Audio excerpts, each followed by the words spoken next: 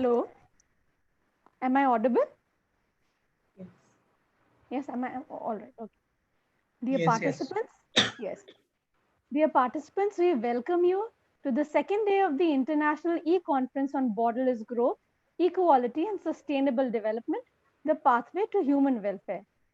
Before beginning, I'd like to remind you of the fact that this is an e-conference and is being conducted live on two virtual platforms. Despite our best efforts at times, there might be some technical glitches. In case any such fault creeps in, we will require your patience and support. You can rest assured that we will try to resolve it at the earliest. There are just a few instructions for all the participants. I will go through them one by one. Kindly make sure that your Zoom username is the same name which you entered in the registration form. This has been done in order to ensure that the e-certificates are given to the registered participants only. To reduce the possibility of issues that may interrupt the e-conference, we recommend that you suspend or pause any downloads that might have been in progress on your device. Do not share any slide or presentation while the speaker is on, and kindly refrain from using annotation tools as it may disturb the speaker. Kindly mute your microphone upon entry. Participants are requested to not unmute their microphones during the session to help keep the background noise at a minimum and to ensure better audio quality. Keeping the video on is optional as per your convenience, but we advise you to disable it in order to conserve data.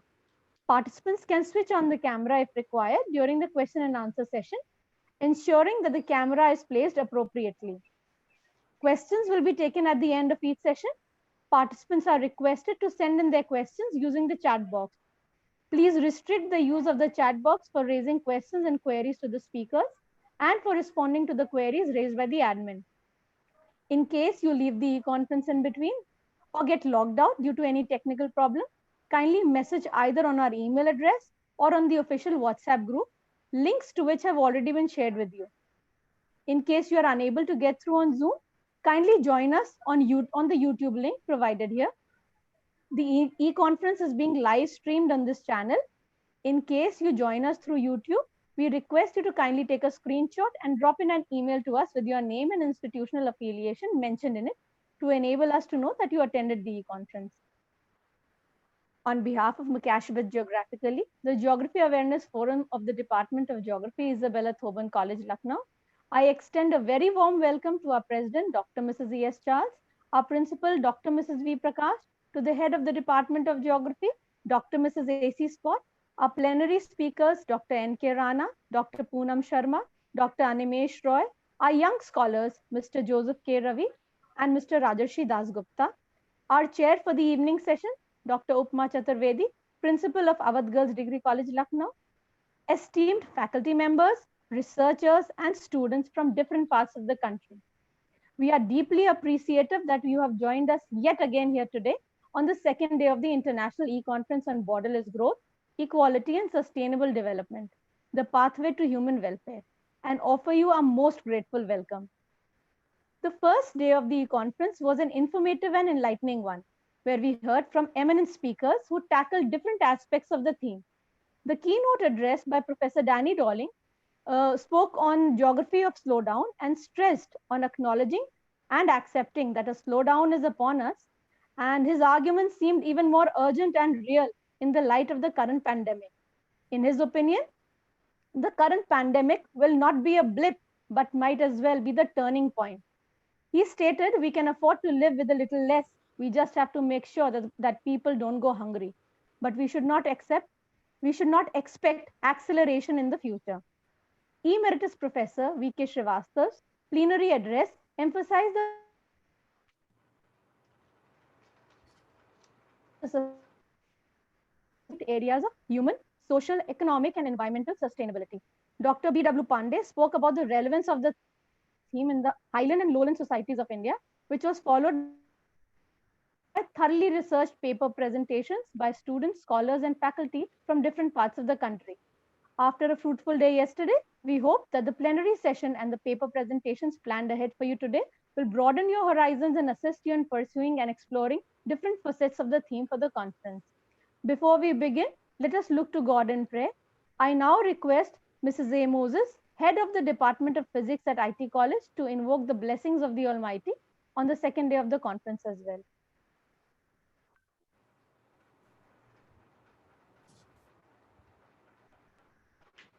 Even as we begin this day, I want to read a passage from the book of Job. This is a dialogue between God and Job.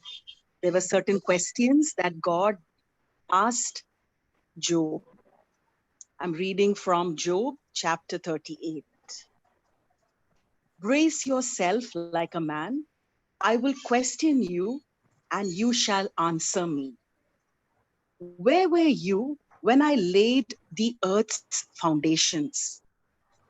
Tell me if you understand. Who marked off its dimensions? Surely you know. Who stretched a measuring line across it? Or on what were its footings set? Or who laid its cornerstone while the morning stars sang together? Have you comprehended the vast expanses of the earth? Tell me if you know all this. What is the way to the abode of light? And where does darkness reside? Can you take them to their places? Do you know the paths of their dwellings? Even this morning, as we begin this webinar, we know that God is boundless and limitless. You know, it takes us so much of time and research to understand a little bit, because we are finite human beings, but God is infinite. There's so much we have to learn and so much to grow. As we look to God in prayer, let us humble ourselves this morning and ask Him to help us. Our gracious, loving Heavenly Father, we thank you, Lord, that you are so big, you're so mighty, you're so powerful. Lord, we just stand in awe of your creation, what you have made, Lord. Lord, the earth and all its fullness, mankind and every living creature, Lord, and everything, Father, that you have created is so majestic, is so beautiful, is so intricately created. And we thank you. We stand in awe of a God like you who created this whole universe. And even this morning, as we commit this e-conference into your hands, we pray for the geography department, every member of the department. We bless them as they organize it. We also pray for every speaker, that you who have given them wisdom to research and find out, that they will impart that to each one of us. Bless them, Lord. Bless everyone who's participating in this e-conference, that it'll be a time of learning, a time of understanding, and then putting it into practice as into the human welfare, Father. Lord, help us to be mindful of people around us. Help us to do whatever we can for people around us, so that, Lord, this world will be a better place. We thank you, Lord, this morning that we can look up to you. We ask this prayer in Jesus' most precious name. Amen. Amen. Thank you, ma'am, for the wonderful invocation. May I now request our head of the department, Dr. Mrs. A.C. Scott, to kindly introduce the theme for today's plenary session. Before I go into the theme, I would like to once again, yesterday also I spoke this, and I'm so indebted to our president ma'am and to our principal ma'am for continuously helping us and talking to us that we should go into these kinds of e-conferences. So I'm really very, very grateful to both of them for providing this opportunity. Yesterday we had eminent speakers and we had eminent participants also, because this is a very virtual platform. So many things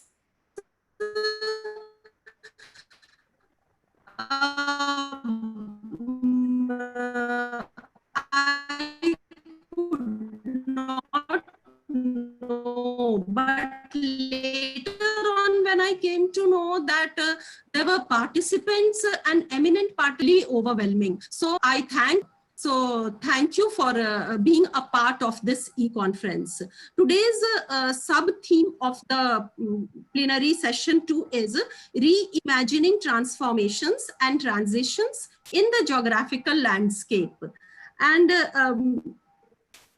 I was thinking our mind keeps on imagining and imagining and reimagining. And whatever goes into the unconscious, whatever we see, it enters through the eye, it goes for very, very long time. And when it will reappear into the conscious mind, nobody knows. So this gives a platform to imagine, and the brain and the mind keeps on reimagining. And today, literally, we are reimagining this virtual platform. And the next part of this theme is transformation and transition. Rightly, it was spoken in the prayer session that the earth, since the foundation of the earth was laid, it has gone through tremendous change. If we go into the geological time scale, and if we think that what the earth was, it was literally unshaped, and the spirit was hovering over, and all over was water, and the water was needed to be separated and bounded in a boundary on the surface of the earth. So many things have taken place, and scientifically it speaks from amoeba till the Homo sapiens and Homo sapiens sapiens. So if we go through this geological time scale, the living organism and the spatial aspects has gone through drastic change. And all of us know that today on what verge we are. So transformation is really very, very dynamic. And the other part of this is the geographical landscape. Christoller imagined a theory. Christoller's antenna could catch this spatial transformation theory, and he has suggested a hexagon part, that the geographical space on the surface of the land is used hexagonally, because there is a participation of human being as consumers, and this participation form. But if we keep the which is left out unused, but if we see the hexagon, it is all the surface is used. So he suggested this spatial theory.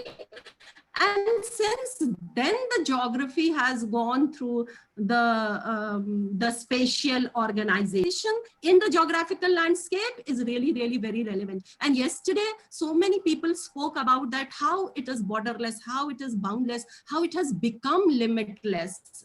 We can connect to anybody. We can go from one place to the other place in a very short span of time. So all this, the entire theme is a committee thought to keep this theme. So the plenary session 2 speaks about reimagining transformations and transitions in the geographical landscape. Now I will,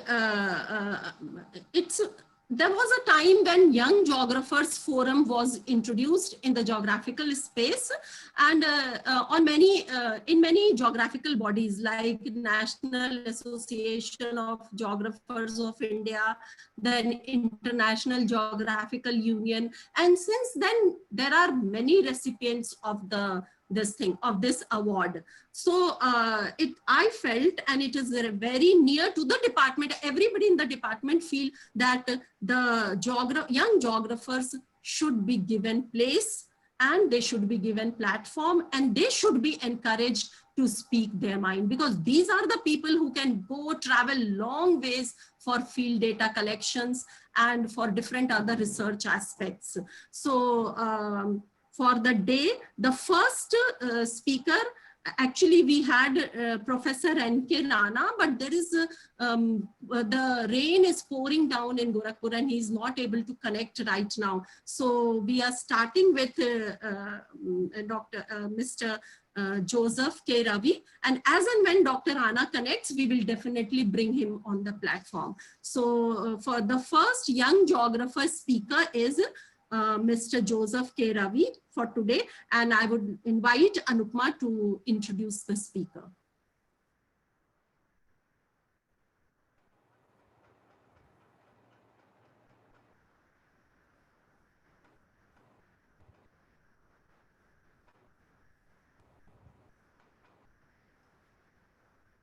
Ma'am, please unmute yourself, ma'am. Thank you, thank you. It is our proud privilege to have amongst us Mr. Joseph K. Ravi. He is an assistant professor at the Department of Geography, Kamla Nehru College, University of Delhi, and has been teaching at the university since 2017. Sir completed his bachelor's from St. Xavier's College, Ranchi, and master's degree in geography from the University of Ranchi in 2006. His MPhil is from the prestigious Center for the Study of Regional Development, CSRD, Jawaharlal Nehru University, New Delhi. He is currently pursuing his PhD from there as well. He was awarded Junior Research Fellowship by the University Grants Commission in India, and he is also a member of the Young Scholars Initiative at Institute of New Economic Thinking, New York.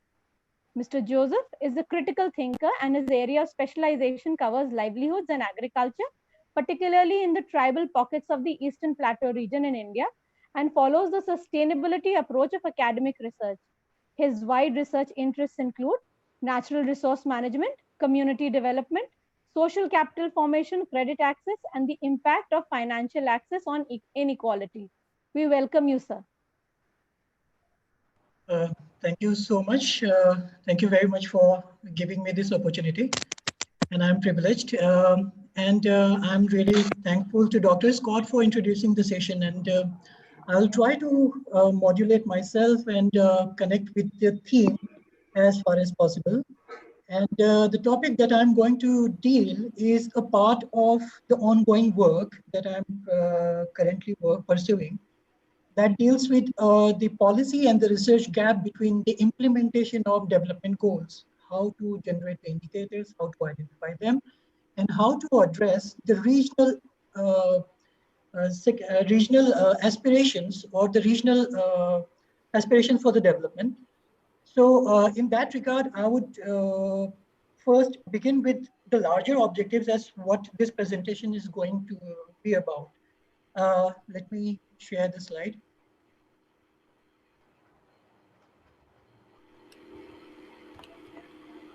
Is it visible? Is the slide visible? Yes, yes. Okay.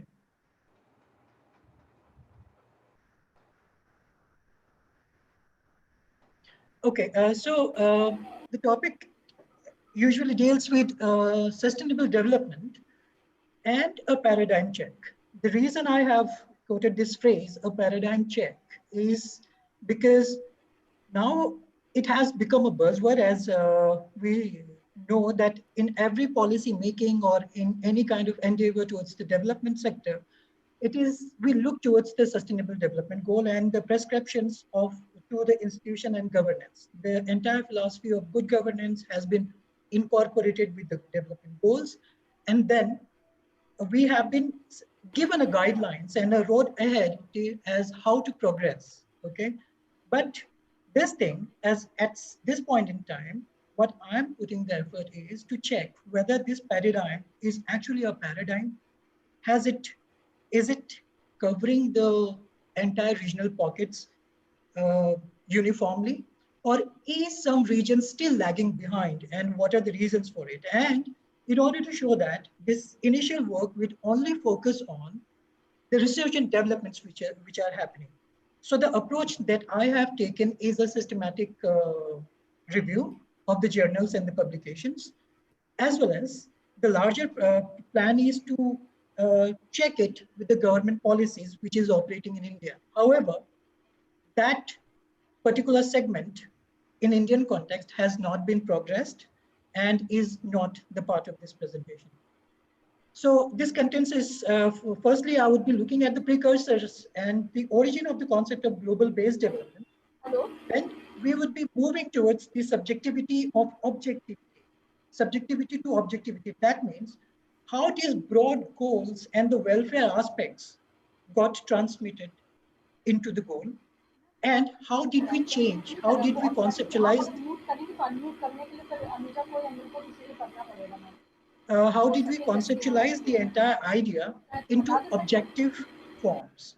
And then we slightly, I would try to show how has the publications and the NDA, because research and development is the key for the formation of policies. So I would be looking at what are the trends which is coming up in the domain of development studies. But again, word of caution, it is not covering all the goals because it is at the initial stage. So I have just taken one case study about the poverty using the big data from the Google Trends as well as from the Google Scholars Trends. And the current challenges which SDG implementation has have been facing. And then we see what are the glimpses, a short glimpse about what are the research gaps and the governance, the policy outcome gaps, using a website, which I would be referring to during this presentation. So now, before I start, I would try to pick up, I would borrow the ideas. I mean, there were three eminent scholars which I'm particularly citing here in this presentation is Chang, an economist, and Jared Diamond, which is a very celebrated, well-known, and very acclaimed writer, an anthropologist, and a geographer, John Mohan. So they had the similar, the first two scholars, Chang and Jared Diamond, had similar questions to ask. The question was,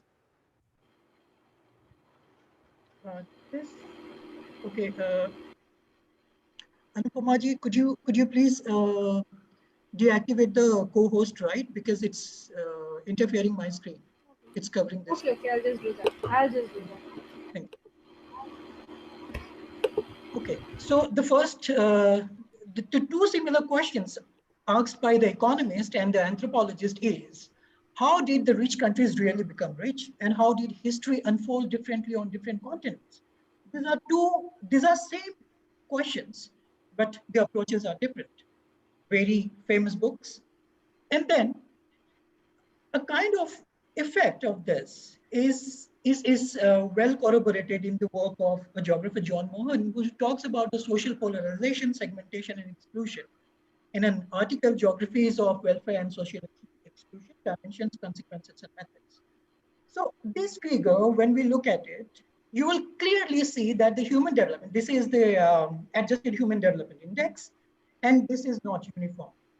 These countries which are in dark have done well, whereas which are in the lighter green, sub-Saharan African countries and the Asian countries, and some of the Southeast Asian countries have not done well.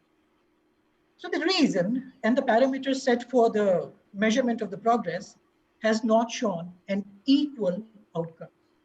And that's where the reason why, that's where the explanation comes in.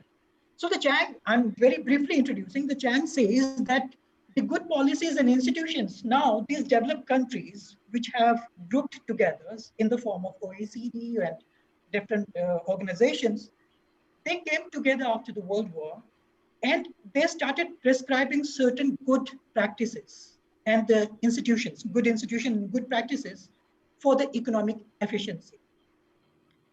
But Chang raises the question whether did these countries follow the same set of policies while they were progressing? Or are they suggesting these policies to the developing countries? And if so, why are they doing it? Bretton Woods institution and the origin of International Monetary Fund and the World Bank, they critically looks at it, why this institution came in and what are its implications. And gradually, we all know United Nations formation. The objectives were very nice: peacekeeping, progress, inclusion of the poverty people, and we remember 46 when human development, universal declaration of human rights took place. We can also see the glimpse of norms prescribed in human development rights, universal declaration of human rights in our constitution, which has borrowed the rights from there. So the United Nations had also gone ahead with the adaptation of those rights. So we will look at it, whether those philosophies which were incorporated in the institution to bring an entire world into a globalized world, into a one world, has it done justice to all the countries equally? Or is it, again, returning back to the inequality between the developing and the developed countries? Jared Diamond has very elaborately spoken about that the Southeast Asian countries and the tribal societies which were lagging behind have had better capabilities to adjust to their environments, and they had very good adaptation qualities. So, for example, I would just take one example from the Jared Diamond's book.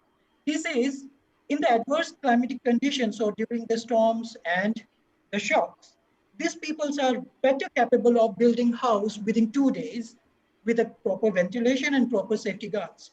But when we look at the developing countries with the best infrastructure now, it is not that simple for without using the machine. I'm just talking about the human labor. So the capability of the Southeast Asian communities, mainly tribals, are much far better than what we have in the developed society or whatsoever, who are dependent absolutely on the technology. Now, moving ahead, after these global organizations were set in, so gradually there were so many philosophies. That's where I'm talking about why publications and the public discourses are important, because they shifted after the World War, the damage control. If you remember that the entire purpose of creating World Bank was to restore the damage which was created due to the war. Okay, the bank's name itself was Institution for Reformation and Restoration of Damage, something. So it especially talked about the growth, and the growth was monetary measures. So it fell into the domain of economics, purely in economics, and the macroeconomic adjustment were required to look into the growth prospects, microeconomics, sorry. Then gradually, different scholars started, we know that the free market orthodoxy and some of the very good economists started criticizing these policies of growth. Reckoning the economic progress on the basis of monetary measures is not a purely good measure. That's why we need to have some indicators or some parameters or some approach which also brings the human's welfare at the center of the discourse. So gradually, these are some of the eminent scholars. Arthur Lewis, who talked about advantage of economic growth is not the wealth increases happiness, but that increases the range of human choices. Okay, that was in 1963, and therefore the servitude, the modern service, slavery. There were so many critical approaches to that growth aspect. Okay, and gradually it spoke about the inclusive growth, and the policies started coming in the global institutions, the World Bank's approach, and as well as, because I'll tell you one more thing, World Bank increased the conditionality with the terms of conditions to lend money to the poor countries. Initially, they just paid the money. The intention was to pay the money for the development, but later they started imposing the conditions that if the certain conditions are met, then you are eligible for the loan. And that's how the barriers for the economic barriers for the trade were lifted off, and that's how we know LPGs, liberalization, privatization, and globalization. So that was a kind of that so many economists have already spoken about how did globalization fail and how did market incorporated over the welfare. Surpassed the welfare aspect. Then these institutions, the sustainable, okay, before I start sustainable development, I'll quickly go through. These are the, then Amartya Sen came up with the idea of the commodities and capabilities, 1985, and development as freedom in 1999. This was a paradigm shift in the discourse of development studies. And then the human development report started coming in, and they started taking into account various other aspects of the development, which brought humans choice and the capabilities at the center of the discourse. Now, importance of the sustainable development goal, of course, this is global in approach. So the sustainable development model challenged the traditional model. It said, no, we are not talking about the monetary measures of the growth, but we are also incorporating some of the aspects which would involve not truly the modern definition of the development, which is mostly Western in ideology, but we are also looking at consensual, which is consensual among all the member countries. So the pro-poor countries and all those countries came into being. And United Nations, if you remember, though I have not incorporated those classification by United Nations of the countries, but if you look at the poor countries, the oil exporting countries, the highly debt countries, there were so many definitions they identified for the countries. Therefore, the priorities and aspirations collected from the member countries shaped the idea of global development. Now, how are these goals determined? Publications, research really matter because there were so many publications coming in during this growth when the monetary measure of growth were in discourse in fashion. So people started criticizing, and some of the very crucial aspect of crucial publications were carrying capacity, the concept of carrying capacity, population bomb, and the degenerative growth and limits of growth, pesticides of health, the silent spring. All these publications forced the experts to delve into the discourse, whether to reinvestigate, revisit the discourses of economic growth. And this United Nations Conference on Human Environment was for the first time organized in 1972, though it was not a success due to American turmoil and the Civil War. But later on, United Nations Environmental Program also discussed about the economic development. Eco here means, eco development here, eco doesn't mean the economic, but the ecological, which integrated development with environmental protection. And the another term, sustainable development, for the first time came in 1980s in the World Conference of Sustainability Strategy, World Conservation Strategy. They used the word sustainable development for the first time. So the publication is very important, and by 1987, based on this publication and discourses, Grohar came up with, we know the Norwegian Prime Minister, who by training was a health expert and the environmentalist somehow, she worked on that. So came up with the report, Our Common Future, 1987. We all are aware with what, because we derived that definition from that report, Our Common Future, which reads as development that meets the needs of the present without compromising the ability of future generations to meet their own needs. Now, moving ahead, now the General Assembly Declaration on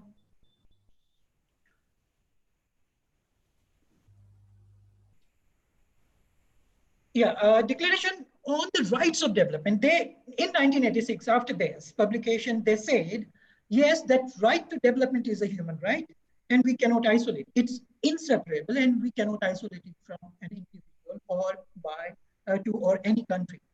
So they recognized and considering and recalled the International Covenant on Economic, Social, and Cultural Rights and Universal Declaration of Human Rights, which was passed in 1996, was taken as the core values. The ethics and the values are drawn from, for the development, from that historical text. And then the United Nations Conference on Environment and Development came into being, which we call it Earth Summit, which happened in the Rio de Janeiro, in the Earth Summit. From there, the people from across the experts from across the countries started discussing the frameworks. How should we go ahead about the development? And there were the three constituent elements: the Framework Convention of Climate Change, the four most important institution which came up, it was the FCC, UNFCCC. And then the Convention on Biological Diversity, the Statement on Forest Principle, and the Rio Declaration. The Rio Declaration documented entire discourse and the outcome in the form of Agenda 21. And Agenda 21 had 4 sections. If you can see, these 4 sections became the core values for the sustainable development: social, economic dimension. Then the second section contained conservation, management of the resource for development, strengthening the role of major groups, and means of implementation. This section 3 is very important. Now, I would be referring to the section 3, strengthening the role of major groups. When we talk about the major group in India, it's the communities, and the community's participation in the governance is mostly at the local self-government. So this section 3 is very important from the country, which has a diversity of community, diversity of topography, diversity of almost everything. And from there, we derived this, what we know, Sustainable Development Goals, 17 goals. But before that, so this social and exclusion, inclusion, all these are very subjective in nature. So there was required a framework to comprehend the idea and translate into objectivity. Objectivity means the measurement. How do we measure the progress? How do we incorporate? How to identify whether it is an indication of the progress or not progress? What are the indications of the challenges? What are the indications of the problems? So all these things were the major challenge. So subjectivity to objectivity, now the second slide. Indicator determination for the global outreach is a huge challenge. Now, what I need to say is, maybe some of the OECD countries which have the high quality and the plethora of data. The reason being, they have the service sector and the internet and the technology very good.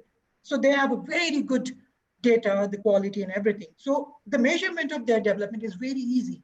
But when you look for the South Papua New Guinea or the least developed countries, then those indicators are not available. So how to measure? The technology is not there to measure that thing. The BOG, I mean, the data augmentation we hear about, hear too much about it. But the augmentation was not easy in these developing countries. Therefore, they came up with the idea, let's go ahead with the 8 goals first. That these 8 goals will prioritize the core areas, which were enshrined in the document Agenda 21, and it had only 21 targets. So this was the initial phase when they started establishing the infrastructure, establishing the parameters to cover the indicators, and that grew to almost 169 targets to 247 indicators by the end of Millennium Development Goal. The framework will be refined, and this 169 and 247 indicators are not final for the SDGs, but these are subjected to revision and scrutiny from time to time. Okay, now I'm coming ahead from here. What happened when we transition? I mean, when the transition took place from the MDGs to SDGs. If you look at, it had initially 3 targets. I have just taken one case because it's not humanly possible. I mean, due to time constraint, I will not be able to deal with all the 16, all the goals, 17 goals of SDG. So I have taken just one case. The proportion of people, I mean, they took 3 targets. Each target had different indicators. So altogether, 9 targets were there for the poverty eradication, and look at the term, eradicate extreme poverty and hunger. That was the goal in Millennium Development Goal. And that transformed and poverty in all its forms. This confidence, all its forms requires a huge challenge, huge indicators, because poverty exists in many different ways, many different forms. So in huge, and when we talk about in all its forms, we need a good set of indicators. Now this has increased to, you can see, 1, 2, 3, 4, 5 major targets, and almost 2, 3, 4, 5, 6, 7, 8, 9, 10, 11, 12, 13 indicators. Okay, so the 13 indicators in place of just 8 indicators. So there was an increase of the indicators and the targets. And when you look at it, it is very subjective, eradicate extreme poverty, now women and children of all ages, and there are new words, social protection, which were not earlier there. The poverty was broader in its definition and the coverage, but there was not clearer demarcation of the indicators. However, in the later phase, they came up with the idea that yes, social security we should enable and we can count on, because by that time, those preparations were already made in even the African sub-Saharan countries, and then they started the measurement of the sustainability. Now, now before I move forward, Anupama, could you tell me how much time I am left with? Hello, Anupama? Hello? Yeah, Am I how much audible? time I'm left with? Yeah, you do have 5 more minutes. 5 more minutes. Okay. So before I move forward, whether this sustainable development, has it been covering the globe entirely? This question, whether all the countries, because we have talked about in the principles of the sustainable development, it talked about the group of people mostly, that this change has not to be brought by the good governance alone. The community also have to participate in it. Now the question, the reality check, whether the community are aware of this development strategies and the policies. So I have used the big data, though this big data is not very generalizable as of now because I'm still working on it, but this is taken from the Google trend. So it shows that how did internet searches for the law and governance, the blue line indicates the law and governance related searches, and the amber line shows the people and society. How did they search about? Initially, they talked about the sustainable development a lot. 2001, after the discussion happened. And in 2012, by 2012, it came down. But you remember 2012 was another Rio plus 20, and we talked about the future we want. There was another document in the 2012 future we want, and we, in a very extensive manner, talked about the development again. And people started talking about the sustainable development again and see the rise in the law and governance rather than the people. So people are not very much aware of these aspects. And even if you look at this map, this is the global map, and the Eastern African countries, which is mostly peaceful and do not have much conflicts, have highest number of incidences of searches, the awareness. However, all the countries, I mean, the gray areas where the data are not available, the blue area where the percentage is lesser. But the highest percentage of searches in the East African countries, because the penetration of initiatives from the funding and the preparedness mostly happen in the African countries. But it also created inequality here in the Africa itself. The Eastern Africa, due to its political stability, did well, whereas the Western Africa did not do quite good. Now, what happened? The publications, now I'm coming to the data generation. Oh, sorry. About the data generation, I will take just quick 2 minutes. These are the publications. This shows the number of publications which contain the term sustainable development in their write-ups. The data has been collected from Google Scholar. Google Scholar, where you have the list of all the publications published throughout the year. So in 1999, it has increased very much. But all of a sudden, it has gone down from 2016 to 20. But in the title, you don't see the change, the fall. It has a minor fall. The reason being diversification. That means the sustainable development goal remained in the title, the guiding principles, but within content, the indicators helped a lot to diversify the sustainable goal aspect. Here in this figure, keyword historical trends in publication, I searched for 5 different terms. These are the broad terms which were enshrined in the MDGs, have shown a fall after the release of indicators of SDG. Before that, before 2012, those were dominating all the publications. But after the release of this document where the indicators were released, that showed the fall in this broad aspect, usage of broad aspect. They narrowed it down. They narrowed it down to where? See, the poverty fell. Now, this figure, the inclusion of word poverty fell, okay, but poverty line increase. The social protection word, these are the changing trends in publications, okay? These are collected using the Google Scholars time series data. This is 2001 to 2020. And social protection, you will see that before 2012, it was very less, but after 2020, it has increased. DRR, FIES, this is uh, FIES is a new term, which is an index for efficiency and safety. So this has increased dramatically because it was never used in the MDGs or before 1912, but it was used in 1912. So publications started citing all those information, and there were a lot of indicators generated during this publication. And certainly, if you look at this term, this was almost non-existent in the previous publication. But gradually, in this book, which we called Humanity Divided, this was published in 2012. And see, this figure was published in that book, and stunting, the word stunting has abruptly rose.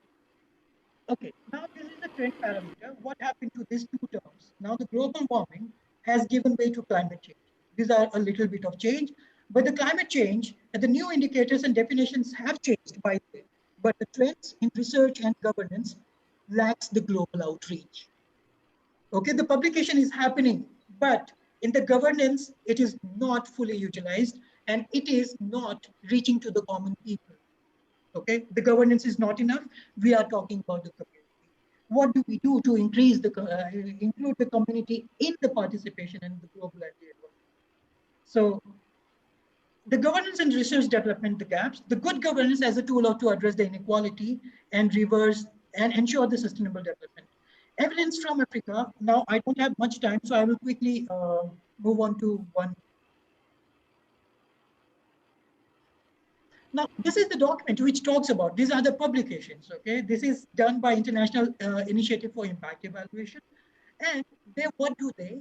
These bubbles will show you how many publications have been happening on the health and what is its relation with the healthy lives. These are the outcomes of sustainable development goal, and these are the interventions, and these are the studies. So you see, most of these are blank. Ensure access to energy. Energy is not much required because almost all the countries are, that is at the top of the priority. So much studies are not taking place in the energy. But likewise, there are so many columns are blank. Okay, we need to fill this blank, and the researchers has to be encouraged towards producing more indicator for the good governance, as well as we require this data from from the ground level, that is the crowdsourcing of data, until we enable an infrastructure where we know exactly how to make the policy and whether the policy is translating into action and the outcome is conceivable or not. We need a ground level feedback, an immediate feedback. Recently, World Economic Situation Prospects published its book, and these are the concerns which this book lists. The broad-based deterioration of the global economic prospects, trade policy has not been doing so well, trade tensions have been happening, the GDP figures miss crucial aspects of the quality of economic growth, progress towards highest living standard has stalled for many countries. Many countries means the African countries, the developing countries. And more indicates towards fading global cooperation. It's global cooperation because of the finance. Of course, one can, of course, ask that question to me that, no, you are generalizing wrong because there's a financing problem, and that financing problem is not meeting the aspiration, the kind of demand we have on the ground, and the revenue and the seed money which is coming from the developed country, the green funds, is not adequate. Okay, but that is not the 100% real picture. That is not, that is just the white. We have to look at the gray area as well, how the people are responding to these policies. Okay, open defecation has been implemented, but has the people Did people accept it fully? That remains a very good question. Now, I would try to conclude it here. Finance and integration of local governance are the major challenges in integrating SDGs. Points to reconsideration of the strengthened implementation of SDGs, resource mobilization, which is taking place from top to bottom. The governance, the sectoral policies which the government at the top level makes, goes to the ground, but the feedback mechanism is not that strong. We need precise variables to address those problems.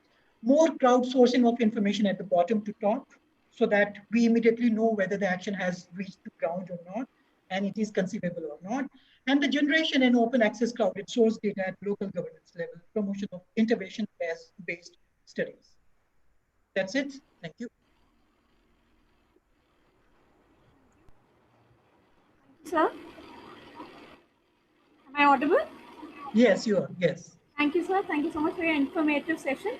You showed us perfectly the transition of development goals from their origin through the MDG to the SDGs and the change in patterns of researchers and public awareness about the concept. Now the floor is open for questions. We are taking questions through the chat box. There are some questions. I'll just read them out for you. Yeah, please. Mr. Himanshu Gandhi wants to know your views on how the world will determine the goals in the post-COVID-19 period. Well, for a young scholar, it's a very difficult question to address that. But yes, of course, I would. Post-COVID has shown, yeah, this is indeed a very good question, I would say, because the COVID, if you look at the number of publications, it's rising, constantly rising.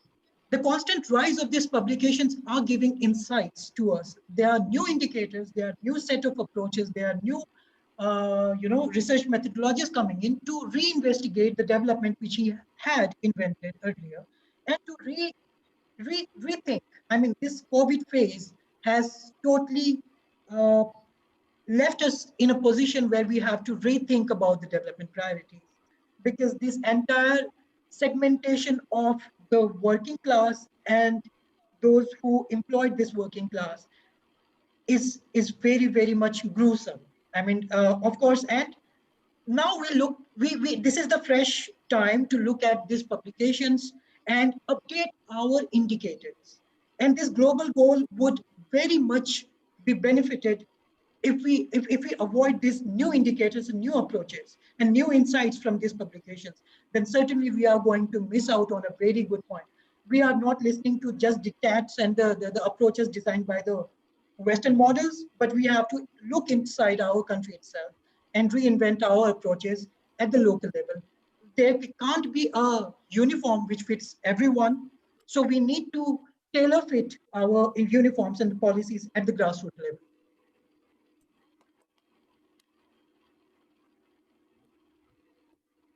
I hope I addressed that question.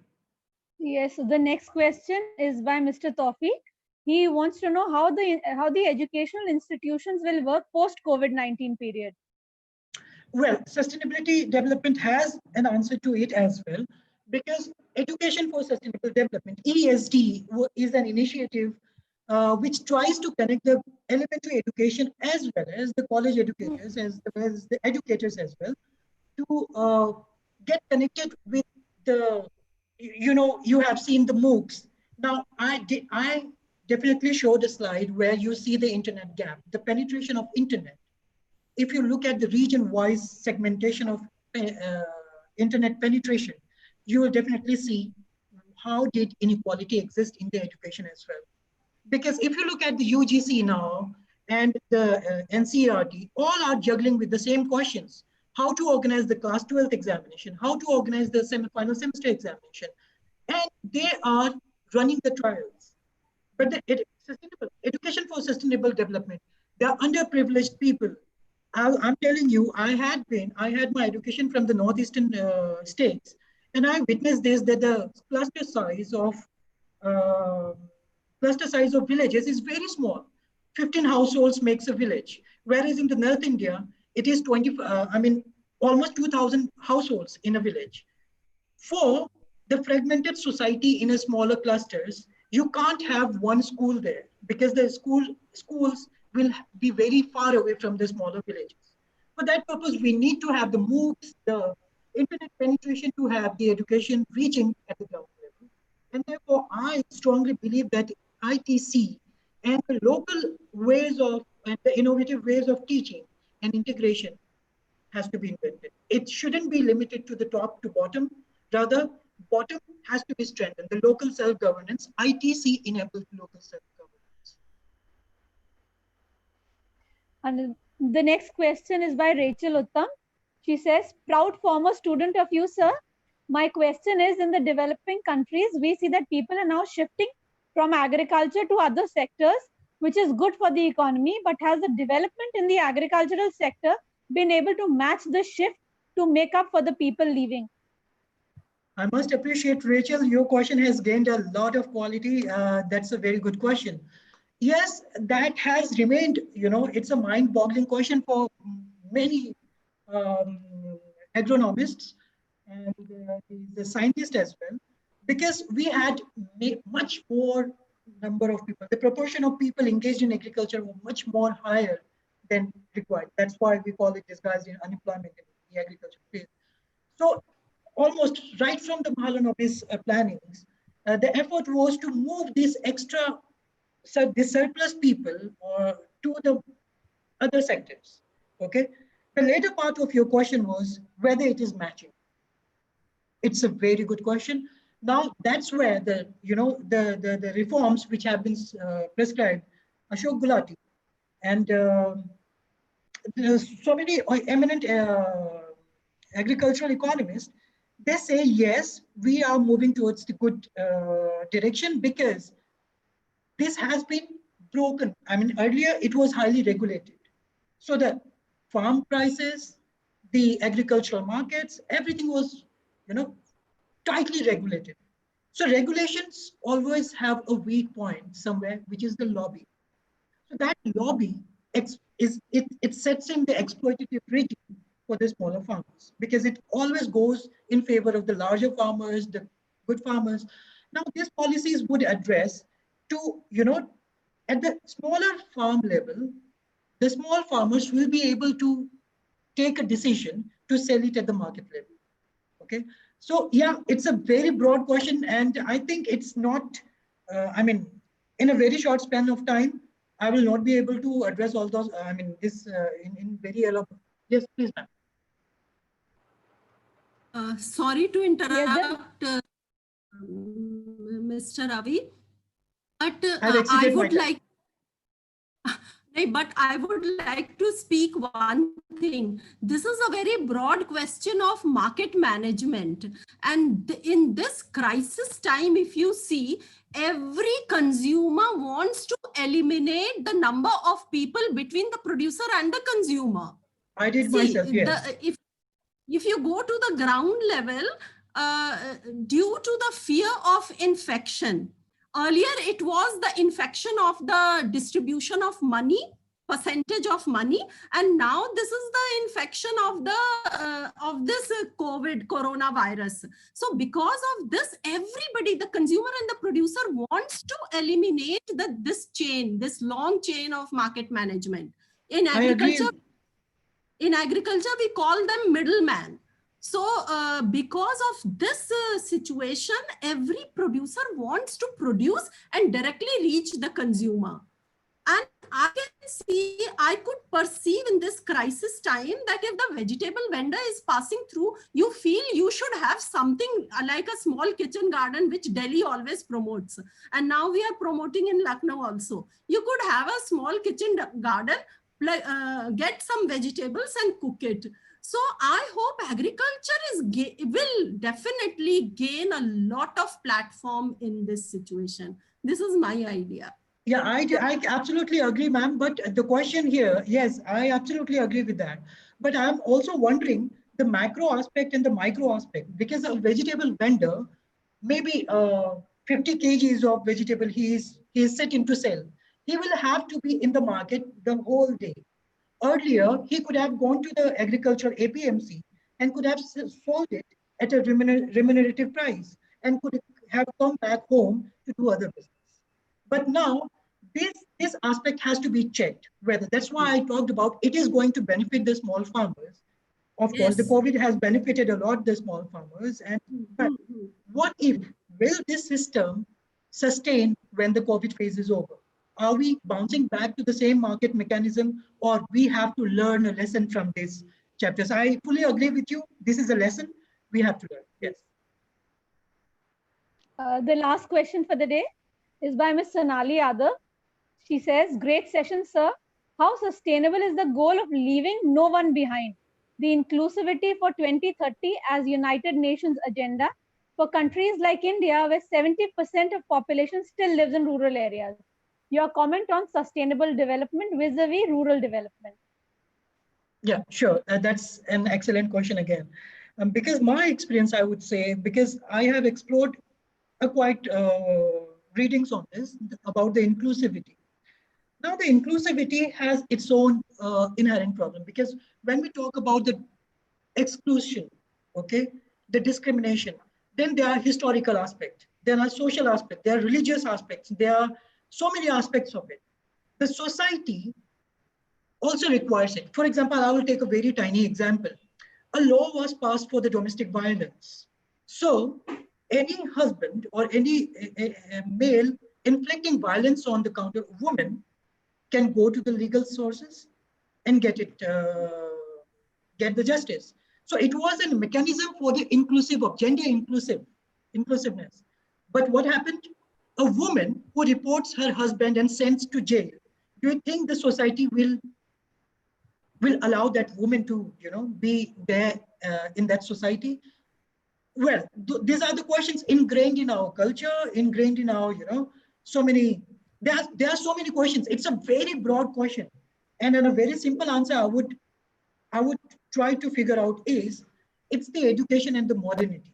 Modernity not in the consumerist way, not in the materialist way, but in the psychological way and in an intellectual manner. That education plays a major role. Now, there could be a question that those who are educated, those who are doctors, there are still incidences of the dowry, there are incidences of the suicides. So inclusivity then there are multiple marginality. Multiple marginality means, if I ask a term farmer, we usually project the term that a male has to be the farmer. But when you go to the farm, you'll see so many women working there. So this psyche transformation will not happen all of a sudden or with the policy. That's why I'm saying the global institution will work, the governance will work, but the governance needs to be penetrated down at the grassroots level, the local institution, the local self-governance, where the people's participation. When you see the good governance, the participation is a major determinant of the good governance. So this participation of the public participation has to be ensured, whether they are getting aware of these policies or not, whether this proper safeguard is there or not. Because the social security schemes and the social safety, this nutritional aspect, ASHA workers, all they are working, but entitlements and the capabilities. These are the things which are very, very jargons. We need to break it down to very understandable terminologies and in practice at the grassroots level. Yeah. So Mr. Rajarshi wants to say something. Yeah, please. Mr. Rajarshi, please Am I unmute yourself. audible? Am I audible yes, sir, now? Yes, you're audible. Yes. First of all, Ravi, a good talk. Thank you. I just want to make a quick observation in regards Himanshu's question. Yeah, I agree with Ravi that it is quite difficult for us younger scientists to talk about how SDGs would change in a post COVID world. And I don't work with SDGs all the time, but just a few days ago, I just came across an opinion piece, that has been published, earlier this year in the proceedings of US National Academy of Sciences. It is an absolutely free thing. So you might want to have a look at it and just, gain more insights into it. Thank you. Oh, thank you. Yeah, the plethora, the literature have been flooded and I'm going through it. And there were so many other activities because And this happens simultaneously because there are administrative jobs which clash with, my reading time. Absolutely, yeah. Yeah, but yeah, thank you. Thank you so much, Mr. Joseph Kumar Ravi, for today's session. It was a very informative session. Thank you so much. Over to you, Thank Jane. you so much. Hello, everyone. Now, I would like to take this opportunity to welcome our next speaker for the day, Mr. Rajarshi Das Gupta, who is Assistant Professor at East Calcutta Girls College. Sir is a geographer who is interested in the application of techniques drawn from geomorphology, low temperature geochemistry, and social sciences to study Earth's surface processes and anthropogenic impacts on the natural environments, particularly in the tropics. In particular, Sir mostly studies weathering and erosional processes and anthropogenic impacts in a range of geomorphic settings, but much of his work focuses on fluvial and coastal environments. He is also interested in the theoretical and pedagogic aspects of geography and geology, especially in the aspects where they overlap. With this, I welcome you, sir. Now I'll hand over to you. The floor is yours. Thank you very much, and I want to thank the Isabella Thoburn College for giving me this opportunity. Am I audible properly? Yes, sir. Yes. So I have been asked to speak to the question transformations and transitions in geographical landscapes, and yes, we are undergoing huge transformations. So let me just quickly share my screen. So my talk sounds rather mundane, but I hope that I can demonstrate some of these links and sort of try to speak about it. So we are living through a phase of the Earth's history, where we humans, have become so big a force that environmental changes are no longer, natural processes as they used to be. Instead, our impact has become so much diverse and so great that we have been able to modify and sometimes even subdue natural processes. And so environmental change or change of Earth system with time has now become more a function of human induced changes rather than natural ones. So we might well be living in the Anthropocene, and this equation here is known as the Anthropocene equation. It just defines how humans altered change of the Earth system. And there are absolutely unequivocal evidence that humans are overwhelming forces of nature. We are creating new kinds of processes, new kinds of landforms, even new kinds of rocks, like this plasticomerate over here. And so all of these transformations that we are bringing about either deliberately or intentionally have huge implications for how our planet, our society can be sustained in the long run. And why?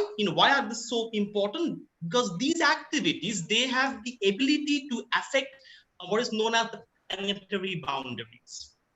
So this concept was proposed just about 10 years ago, and it is basically the safe operating space for humanity. So if you see here, this green zone is your safe operating space. And then as you keep moving out, this yellow zone represents a zone of uncertainty, but where the risk of these boundaries being breached actually increases. And then once you go into the red zone, these boundaries have been breached completely.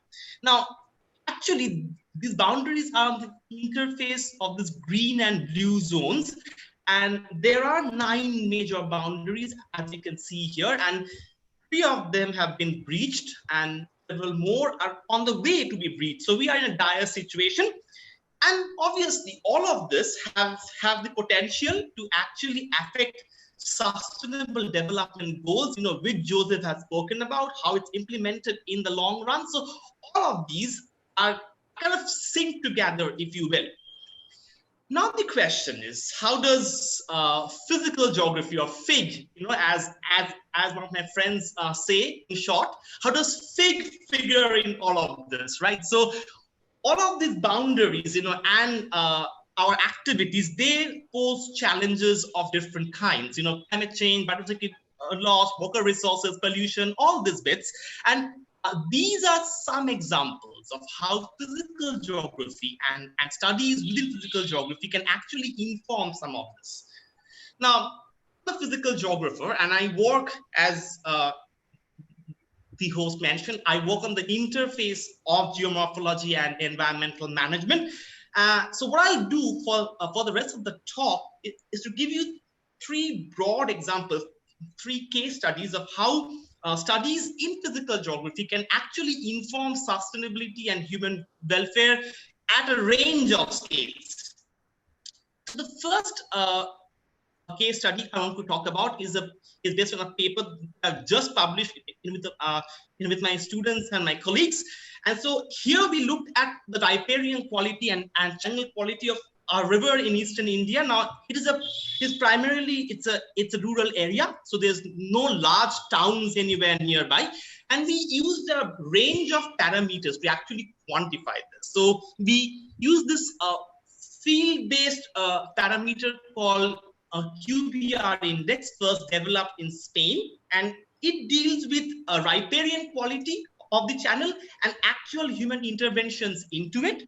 We assessed through satellite imageries what is known as the riparian strip quality index, or the RSQI, which basically identifies the buffer zone around the river and then works out land use changes and other human induced changes in the area.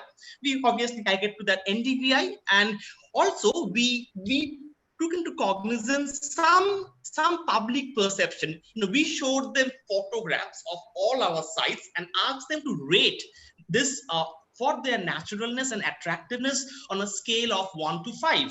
We then correlated these parameters and came up with a typology of channel degradation and channel quality. So what are results in? So this is our QBR value, RSQI value. There's slight discrepancy because QBR is more qualitative, RSQI is more quantitative, but this offset is not too much. This is our NDVI value, as you can see, and this is how we divided ecological quality into two groups and asked them to rate, and this is a regression curve that shows the correlation. And finally, we amalgamated all of this and brought up, this channel degradation score and this typologies. So what we found is, despite being rural area, none of our sites are completely free of human interventions. And what's striking is that more than half the sites, they are showing some or other visible forms of degradation of the riparian quality, right? And these degradations are coming from variety of sources, but mainly floods and like a rampant there, and agricultural activities, since it's a rural area. So how does all of this link to sustainability and human welfare? So loss of channel quality can affect loss of biodiversity. It can affect land use changes, freshwater availability, water quality. It can lead to reduced ecosystem services and hence less good health. And it can also contribute to climate change. So all your planetary boundaries, all your SDGs have the potential to be influenced by changes brought about at a very small scale level. The second study I want to talk about is roadside soil pollution in the Manali-Leh highway. Now, normally, our idea of this place is it's very nice, it's very clean and green, it's all high mountains, and it's very nice. And yeah, it is mostly so, and that's primarily because population here is very, very low. And what is not low, however, is that this highway is a very busy highway. And although traffic loads on this highway is much less compared to our other highways of the country, but it is increasing. It's low, but it's increasing. And so all of this actually transforms to having some kind of impact on the communities there. And yet, no one had actually seen this previously. So we went out there and we examined soil quality, mostly roadside soils, right? And we analyzed them for heavy metals. That's the most commonly emitted substance from cars. We checked them for organic carbon. We check them for sulfur, because most of the vehicles in India are actually driven by diesel, which has a high level of sulfur, or it had high levels of sulfur until recently. And we also checked for this very, very toxic organic compounds called polycyclic aromatic hydrocarbons, that are basically benzene rings, held together, and they are toxic because they can cause cancer and they can also cause gene deformation. Right, so we went out there and studied this, and we found that heavy metals right now are low. So one thing is good, but not everything is good. As we thought, sulfur levels are extremely high, especially near the roadside soils, and even background values of sulfur, they are also very, very high. So what's happening there? So we figured that one possible high source of sulfur could well be the diesel content of our vehicles, which until recently, had one of the highest diesel sulfur percentages in the world. It has now been reduced, but it was high for a long time. And also, since this is a very poor area, most people use biomass as fuel. So biomass emission can also, contribute sulfur.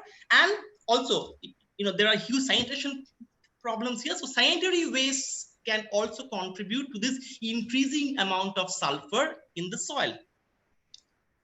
We also found total organic carbon and found that at least in one site, this organic carbon is not natural. It is anthropogenically produced because there is evidence of black carbon there, and this black carbon is again a human-made thing. It again comes from variety of sources, as you can see there. So there's something there. So maybe this black carbon is actually holding the sulfur in the soil. We then measured the pHs and found that it's very low. So we were sort of being content, but then the actual risk from the pHs come not so much from their actual amount as it is related to their molecular weight. So more heavy your pHs are. In other words, more number of rings you have, more toxic your pHs become. And if you are exposed to these things, it can cause cancer and other deadly diseases there. So we measured this percentage of different ringed pHs in the area. And what we found is quite starking, is that although their absolute levels are low at present, the high and intermediate weights of 4 to 6 ring pHs are on the rise. It is still low, but it's on the rise. So this is a big area of concern, right? And so that is there. And if you notice here that, I have compared this, with some other diesel exhaust and some other dung cake emission. And so here it's higher. So that is a cause of big concern. And also, we find this low molecular weight pH naphthalene, that is coming mainly from the coal tar being used to maintain the highway. And also, because of their low weight, they can undergo long range atmospheric transport. So some of this low molecular weight pHs in the study area could well be transformed, or transferred from the industrial plains in the south of the Himalaya. So how does all of this relate again to sustainability and health? Well, it can contribute to declining health. There is, of course, risk of biotransfer of pollutants, which can affect good health thing, less cleaner, inefficient energy use, burning of dung cakes. There could be, issues of fresh water availability, sanitation issues. It could contribute to higher amount of CO2 emissions. It definitely adds to the novel entities planetary boundaries. So, it adds to the pollution part of it. And overall, it is leading to a less sustainable community in what is already an extremely challenging and harsh terrain to be in. So this is, it's low, but it still poses sustainability risks. The third topic I want to talk about are human modified ecosystems. So humans are there, they have been there for a long time. And this concept of niche is a very fundamental concept in ecology, because it deals with how one organism accommodates itself, or deals with the presence of other organisms around it, and how it goes about doing its own business. And not only is this a fundamental concept in physical ecology, it has also huge implications, huge importance in human ecology, because it can affect how humans interact with their landscape, how we transform and transition into new kinds of landscapes, right? So our activities here, what we have been doing for a long time now is we are transforming natural ecosystems into what is known as novel or new ecosystems, where you have a very unique assemblage of biota, that have been brought about by human interventions, either deliberately or unintentionally. And these interventions have been such that they have crossed a threshold. And sometimes, if this interventions continues and the threshold crossing has gone beyond the zone of variability, then it can be a completely new self-sustaining ecosystem. So what you see here is this black line here is a natural ecosystem operation. So what this dashed line is showing here is a threshold. So if you breach the threshold, obviously it will move away from this normalcy. Now this point A here represents humans. Now, depending upon what kind of interventions are humans making, if this intervention is deliberate, aimed at achieving certain kinds of goals, then that can result in an ecosystem that is called a designed ecosystem. However, if these interventions are unintentional, it can cause more damage, and such modified ecosystems are called impacted ecosystems. So there are two main types. Now, if you can remove this human factor here, then it can go back to its normal stage, as you can see. Now, this gray zone here represents a zone of variability. Now, if your change is such that even if you have human presence, this ecosystem has gone on to a level, where it can self-sustain itself at a new level, then it goes into a different path altogether. And this point B represents where a designed or an impacted ecosystem transforms itself into a novel ecosystem. It's a new kind of ecosystem whose dynamics are different from what it used to be.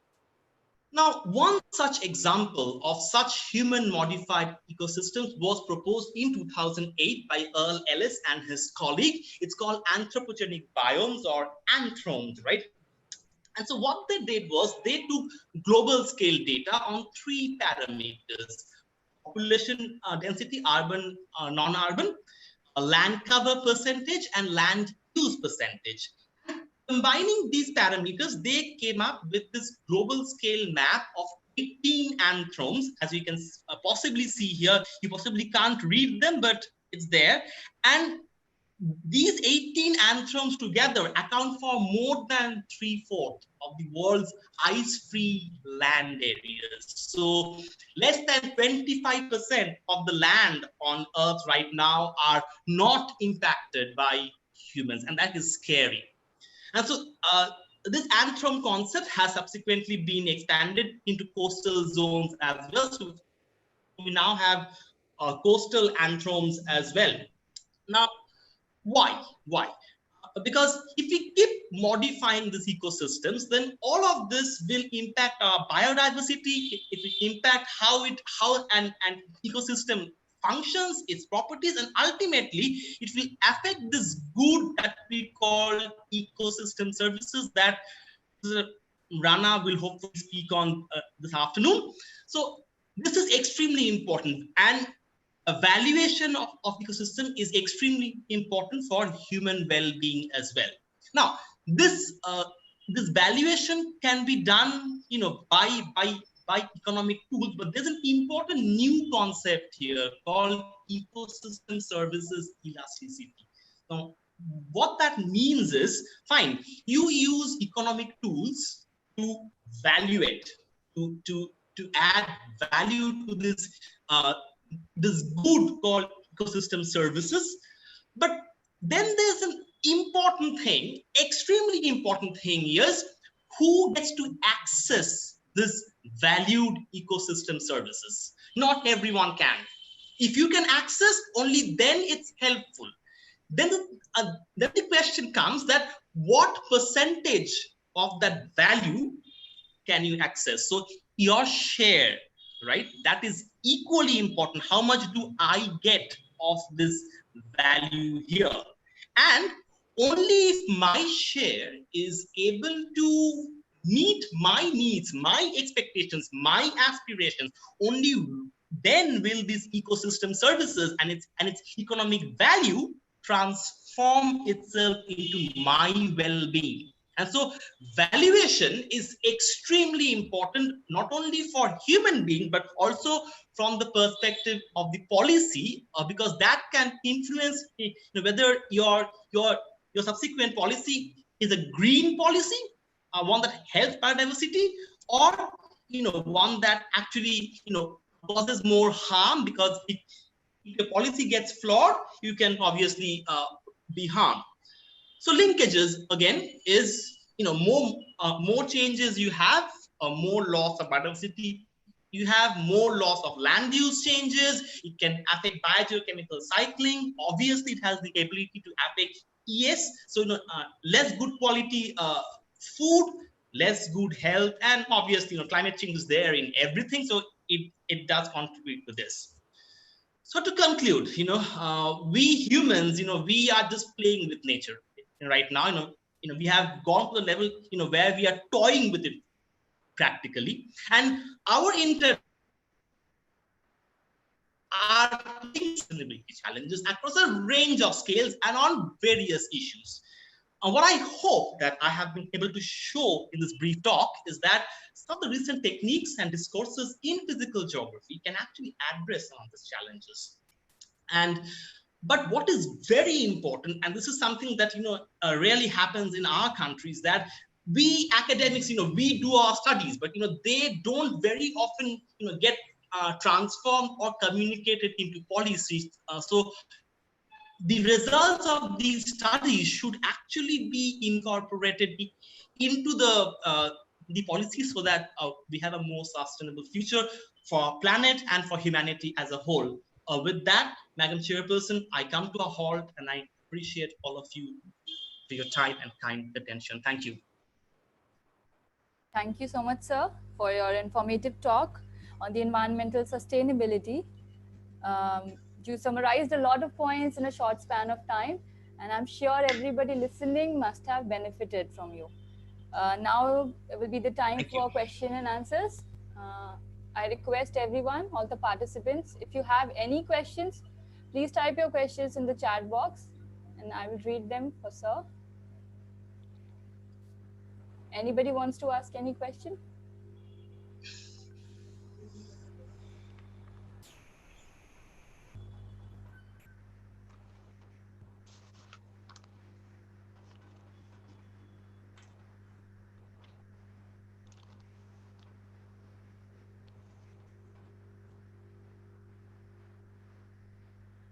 Anybody wants to ask any question, you can also unmute yourself and ask the question.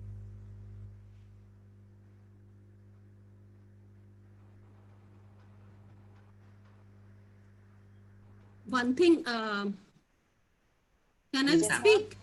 Yes, ma'am. Yes, ma'am. Sure. One thing I want to cite here, the point which you have raised, riparian quality, the rivers coming up till down. Okay. Yes, ma'am. So how come this? What do you think about this concept to link the riparian quality to the equality and the reaching of the water, because your presentation speaks that you are a science person. So and then the underground water also. So how do you link it? Because definitely the rivers are the lifeline of the lowlands. So how do you link? What would you like to share about it? Ma'am, I would address that question from two perspectives. So, if you talk about the common person, right, who lives on the ground, right? So for them, it is a question of whether or not their river, is able to meet their needs, right? And so if you talk of degrading this river water quality, maybe they don't actually drink it directly, but they use it for a variety of household activities. So that has importance there. And talking of groundwater, there's this concept of conjunctive use, right? Where you can use both groundwater and surface water simultaneously. So if you think of this way, this entire way that our hydro cycle operates, this goes down and then it flows underground, through base flow, and they can come out on the land, through areas of seepage, and then flow over land and ultimately flow into the river. That's our storage, our main storage, right? So anything that happens either along the course of the river or underground, right? All of these are linked, unknown, unseen links, but links there are. And so there is the issue of, humans being impacted unbeknownst to them, right? By these things as well. Now the second approach here is for the policymakers, right? Who sit in offices and actually frame our policy.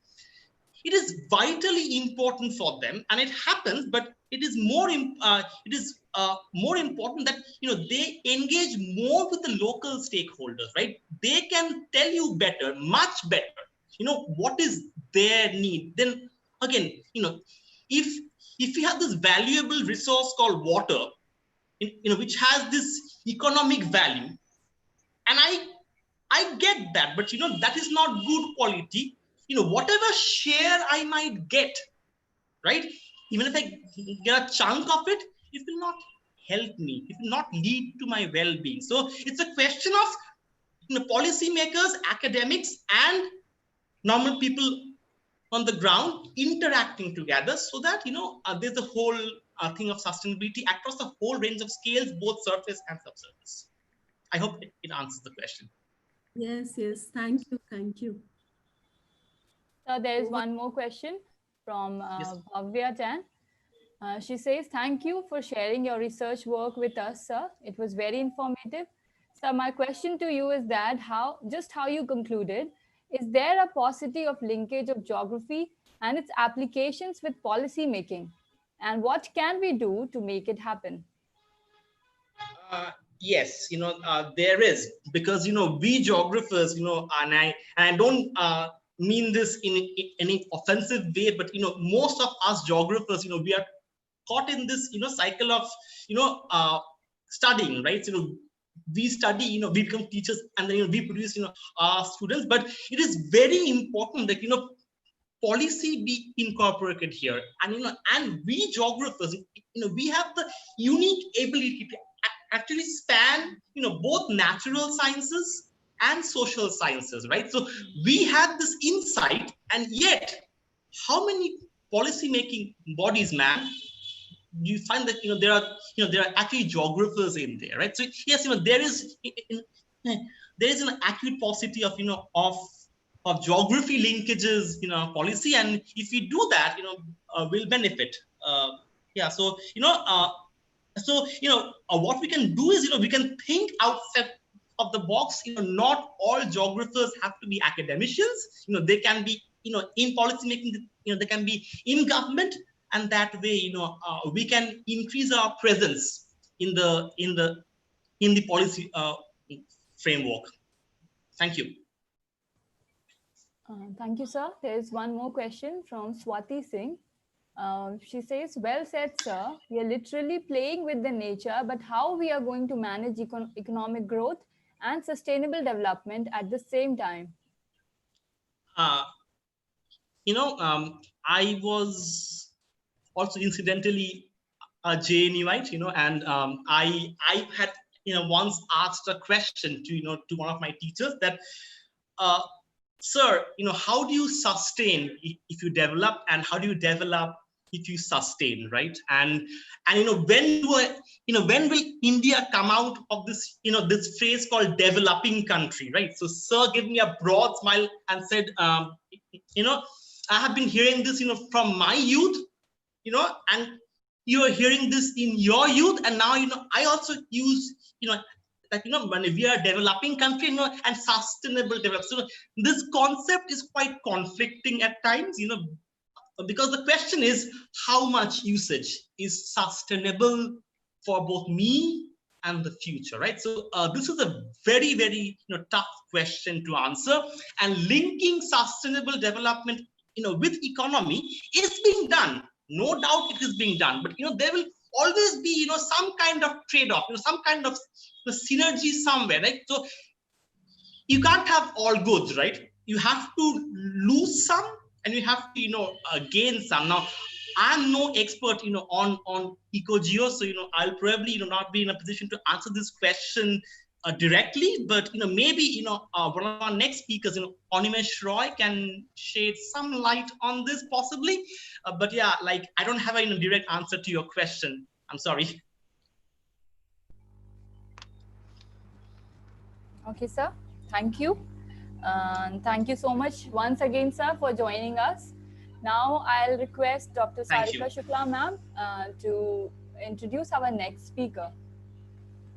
Hello, everyone. It's my great pleasure to introduce Dr. Animesh Roy. Dr. Roy was awarded doctoral degree from Jawaharlal Nehru University, New Delhi in 2015.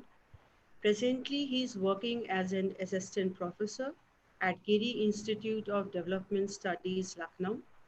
Amongst his wide interest of research, development and livelihood, political economy, and peri-urban land rush features prominently.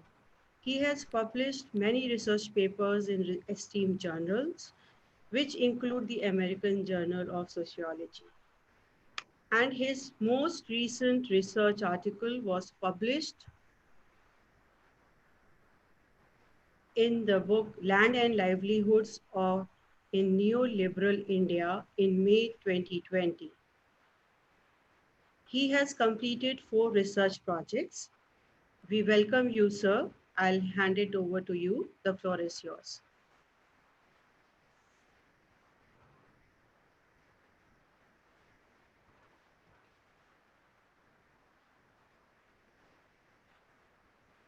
Hello, am I audible? Yes, sir. Okay. So first of all, I would like to thank IT College Lucknow for giving me this opportunity to speak before you. And I also thank Anupama Revaka Anthony for contacting me for this purpose. So the title of my paper is Disposition and Neoliberal Urbanism, Transformations and Transitions in the Rural Landscape and Economy. So Anupama, could you please go to next slide?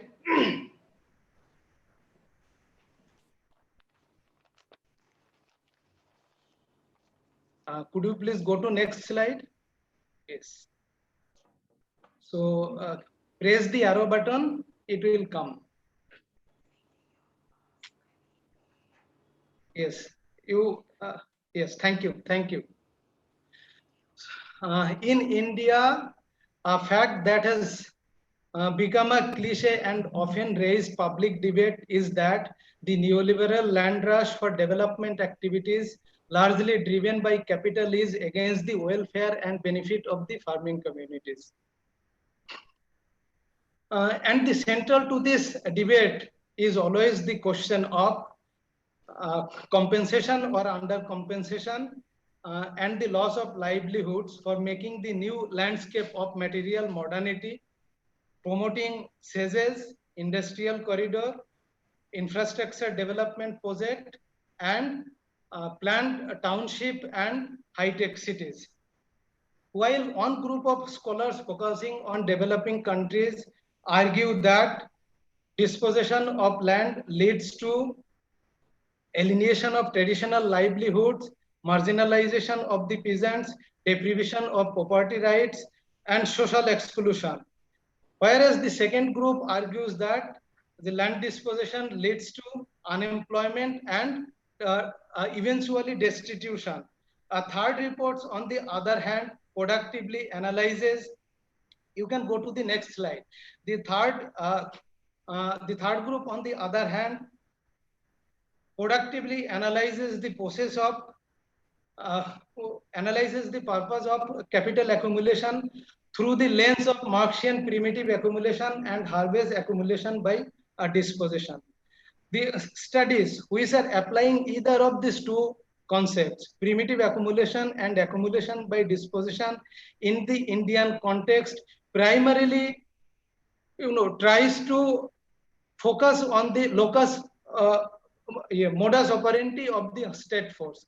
In other words, how the state is taking away peasants' land by using legal and political forces.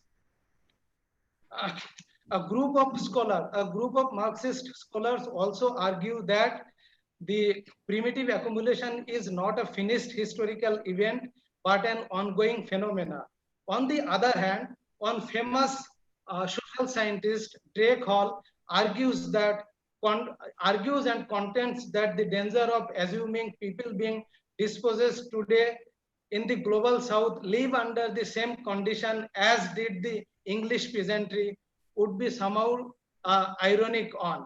So my analysis will proceed from this Drake Hall's argument, and based on a longitudinal case study that I conducted in Razarhat, Newtown, adjoining Kolkata metropolis, I will argue that the legal and political forces of the state power that became the central force of acquiring land does not actually lead to primitive accumulation. Especially if we look at the transformation of the livelihoods of the dispossessed households. In other words, what I would like to say is that the legal and political forces by which states takes away peasants' land for development activities and for capital is actually a fibril of the complex whole of primitive accumulation. So I cannot see the slide.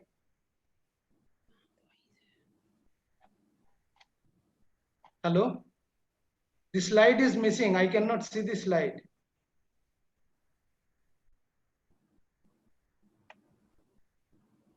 Excuse me?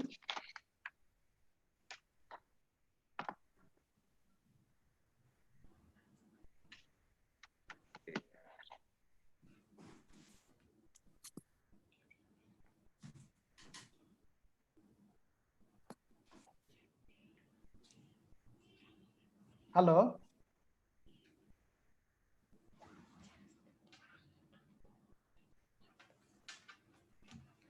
Anupma, Sir, can you?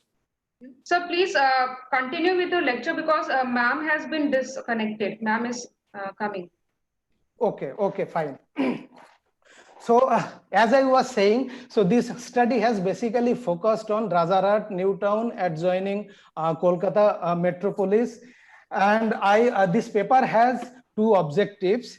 So okay, you can go to the previous slide. You can go to the previous slide. This is really little inconvenience for me. You can, yes. So as I was saying, this study will basically focus on Marxian primitive accumulation. Please go to the previous slide.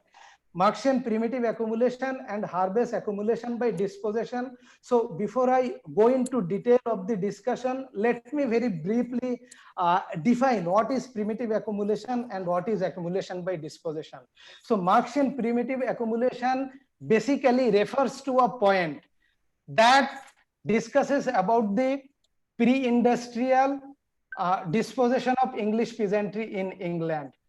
So Marxian primitive accumulation is basically a process of creating true transformation, a historical process of creating true transformations, whereby the social means of production and land will be converted into capital, and the immediate producers, that means the peasants or farmers, will be converted into wage laborer, who will have nothing but to sell their labor power.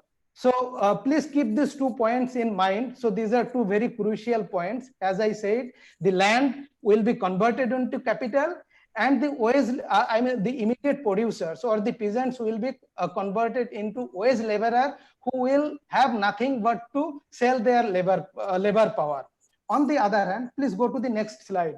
When we talk about accumulation by dispossession, accumulation by dispossession is basically a set of forces that convert resources, land, water, and many other resources, natural resources, into capital.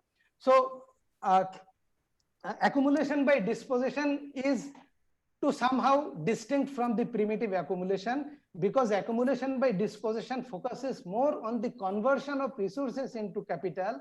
It focuses less on the second transformation of the Marxian primitive accumulation. That means the transformation through which the peasants are turning into wage laborer. So please go to the next slide.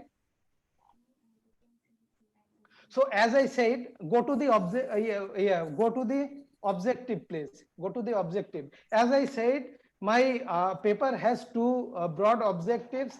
The first objective will look into, go to the yes, objective. Go to the objective. Next.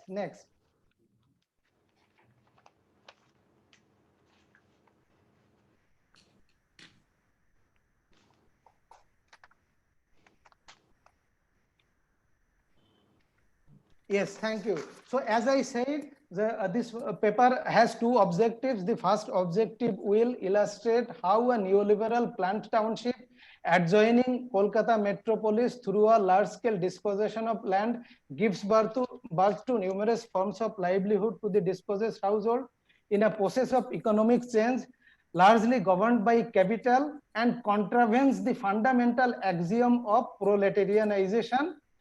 And the second objective will analyze how the post-colonial real estate escalation develops a subaltern degree of land alienation. Please go to the next slide.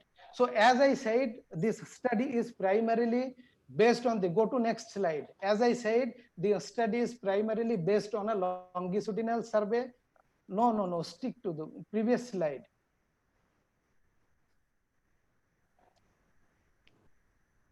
Yes, wait here, unless I say go to next slide. So as I said, this research paper is basically based on a longitudinal survey carried out at 2 points of time, 2009 and 2016. And since the study is focusing mainly on the dispossessed households, so while analyzing this survey, what I thought that it would be great if we can do some comparative study between the dispossessed household and the farming households unaffected by acquisition.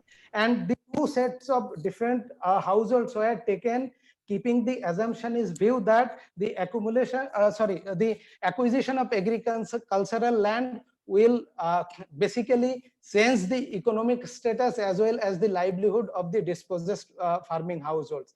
And since the sample survey was carried out in the post-acquisition stage, so it was very difficult for me to look into the actual scenario of the dispossessed household before acquisition. For this reason, what I did, I took control sample.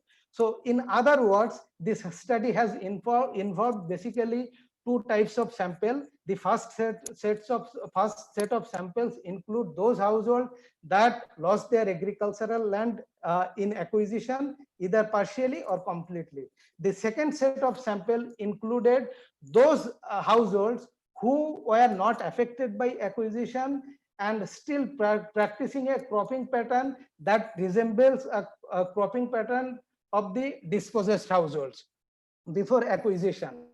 Also, so from these two sets of sample, what I did for the first set of sample, I included 117 or I chose 117 dispossessed households. From the second set of sample, that means control sample, I included 16 households. Other than that, I also included a third set of sample. The third set of sample has included basically those dispossessed households that lost their agricultural land partially. And the third set of sample survey was carried out only in 2016. And for this purpose, I included 100 for dispossessed households. Please go to the next slide. So as I said, as I stay here, as I said in the like sample methodology, that I have included the control sample. So the purpose of using control sample is that the control sample is to some extent identical with the dispossessed households. And while explaining that, I said the cropping pattern, I took cropping pattern as the criteria. But other than cropping pattern, I also included several other socio-economic and demographic factors we can see from this table. So there are 24 other factors from both sets of sample, and we can see the both sets of sample were to a large extent identical in nature. Please go to the next slide.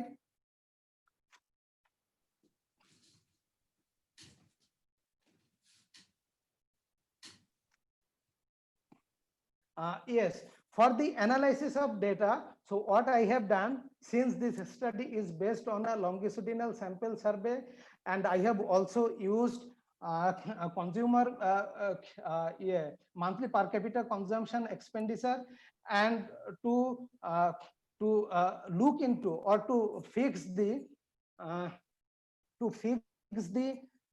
what to say, to fix the inflation of the per capita consumption expenditure. The second point, the data that I used for 2006 has been actually adjusted with the consumer price index for West Bengal. Please go down. There are some other methodologies as well, but which I will explain. Yes, stay here. Which I will explain during the presentation of this data. Now, as all of us know that the land is a preeminent asset for the rural livelihoods, and for this reason, what I have done, the size of land holdings among the dispossessed households before the pre-acquisition stage has been considered as a potential indicator to assess the status of the dispossessed household. So here from this table, we can say that while more than 44% of the dispossessed household belong to small dispossessed household in the pre-acquisition stage, close to 1/4 of the dispossessed households and close to 1/5 of the dispossessed household. Here we can see also belong to medium and large dispossessed household. But if we look at the agrarian status of the dispossessed household in the post-acquisition stage, here we can see that none of the dispossessed household has claimed their status as large or medium dispossessed household. On the other hand, or conversely, what we can see is that more than 81% of the dispossessed household have actually become landless. And the mean size of, if we look at the mean size of operation land holdings among the dispossessed household before acquisition and after acquisition, we can see that there is a drastic downsizing of landholding size from 1.95 acres at household level to only 0.06 acres. Alongside that, while conducting the household survey, I noticed a significant phenomena or noticeable phenomena. And the noticeable phenomena here we can see that. Let me explain that. Here, if we look here, we can see that out of 117 sample households, there were 22 households who lost their land partially. And when we try to look into the phenomena, what they are actually doing with this existing land. I found that while carrying out the sample survey in the first phase of survey, I realized I found that out of this 22 household, 18 household, or more than 80% of the household actually sold off their land in the post acquisition stage. Why this more than 80% of the household who had some amount of existing land in their hand sold their land in the post acquisition stage? I will explain that some later on while we go for the discussion. Please go to the next slide. Now, as we can, please go to the next slide. As we can see from the previous table that the more than 80% of the dispossessed household actually lost their land completely. This gives a phenomena that dispossession of land in Rajarhat took place in a massive scale. And this massive scale dispossession of land, what did, alongside the massive scale of dispossession of land, there was the rapid urbanization, and rapid urbanization led to, or what we can say, actually generated different types of livelihood opportunities. And we will see what are the livelihood opportunities that came into being in the post-acquisition stage through the making of neoliberal urbanism. So from this table, we can see that if we explain this table, so we can see that although a section of dispossessed household from each category, so there are 4 types of landholding categories: large, medium, small, and marginal. Now, if we look at this data, we will see that although a section of dispossessed household from each category of the landholdings try to establish their foothold in the business. Here in the second category, here we can see the in the business, the noticeable fact is that the percentage share of dispossessed household belong to the large farming category actually surpassed the all other categories. At the same time, we can also see that a considerable proportion of dispossessed household established their footholds in non-farm activities. So here we can see in the second point of, in 2016, we can see that the 37% of the dispossessed household actually established their foothold in non-farm activities. So this finding is very much important. Now let us look at the changes over the time. If we look at the share of dispossessed household that established their foothold in non-farm activities in 2009, here we can see that the 40% of the dispossessed household actually established their foothold in non-farm activities. That included mason, carpenter, grill maker, plumber, and so on. Now we have to analyze this data from the Marxian primitive accumulation point of view. Marx actually considered this category as proletariat or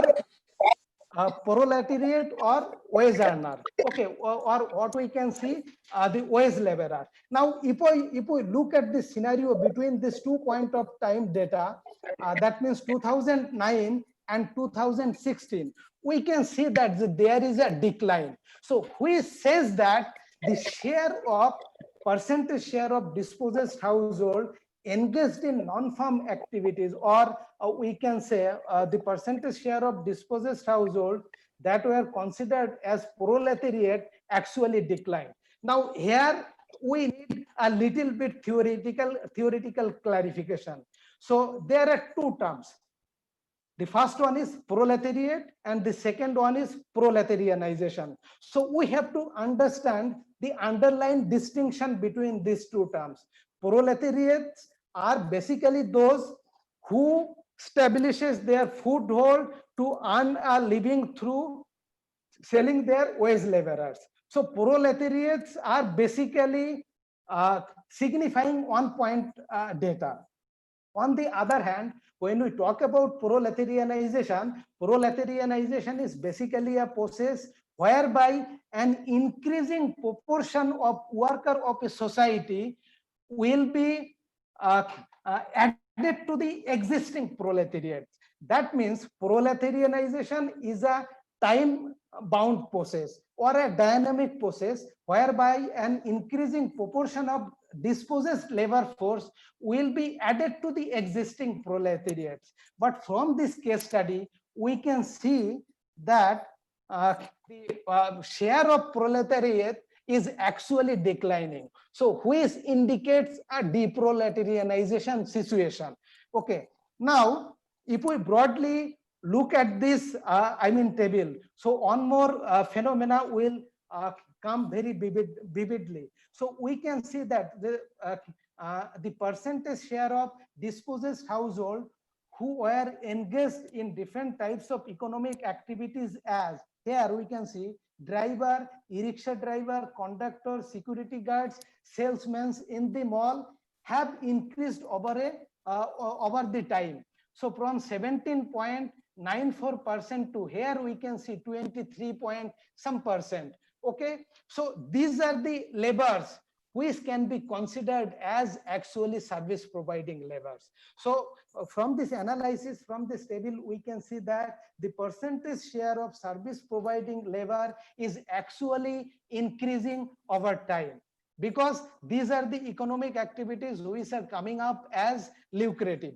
Alongside that, if we look at the business, so while conducting the household survey, I found that although 1/3 of the dispossessed household established their foothold in business, but these businesses included actually both petty and flourished businesses. Flourished businesses includes opening petrol pump, gas agency, then security service agencies, car and motorbike service centers, and so on. On the other hand, petty businesses include like small grocery shops selling vegetables, fruits, etc.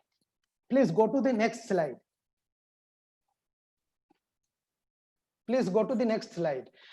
Now, from the previous slide, we have already seen how the livelihood structure of the dispossessed households are being changed under a new economy.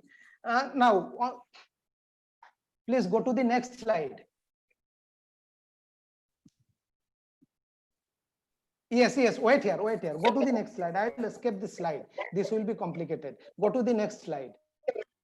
Please go to the next slide. Yes, stay here. So as we have seen, actually, why when the land acquisition was taking place by the left front government in West Bengal, the left front government acquired close to 7,000 acres of land for this neoliberal development.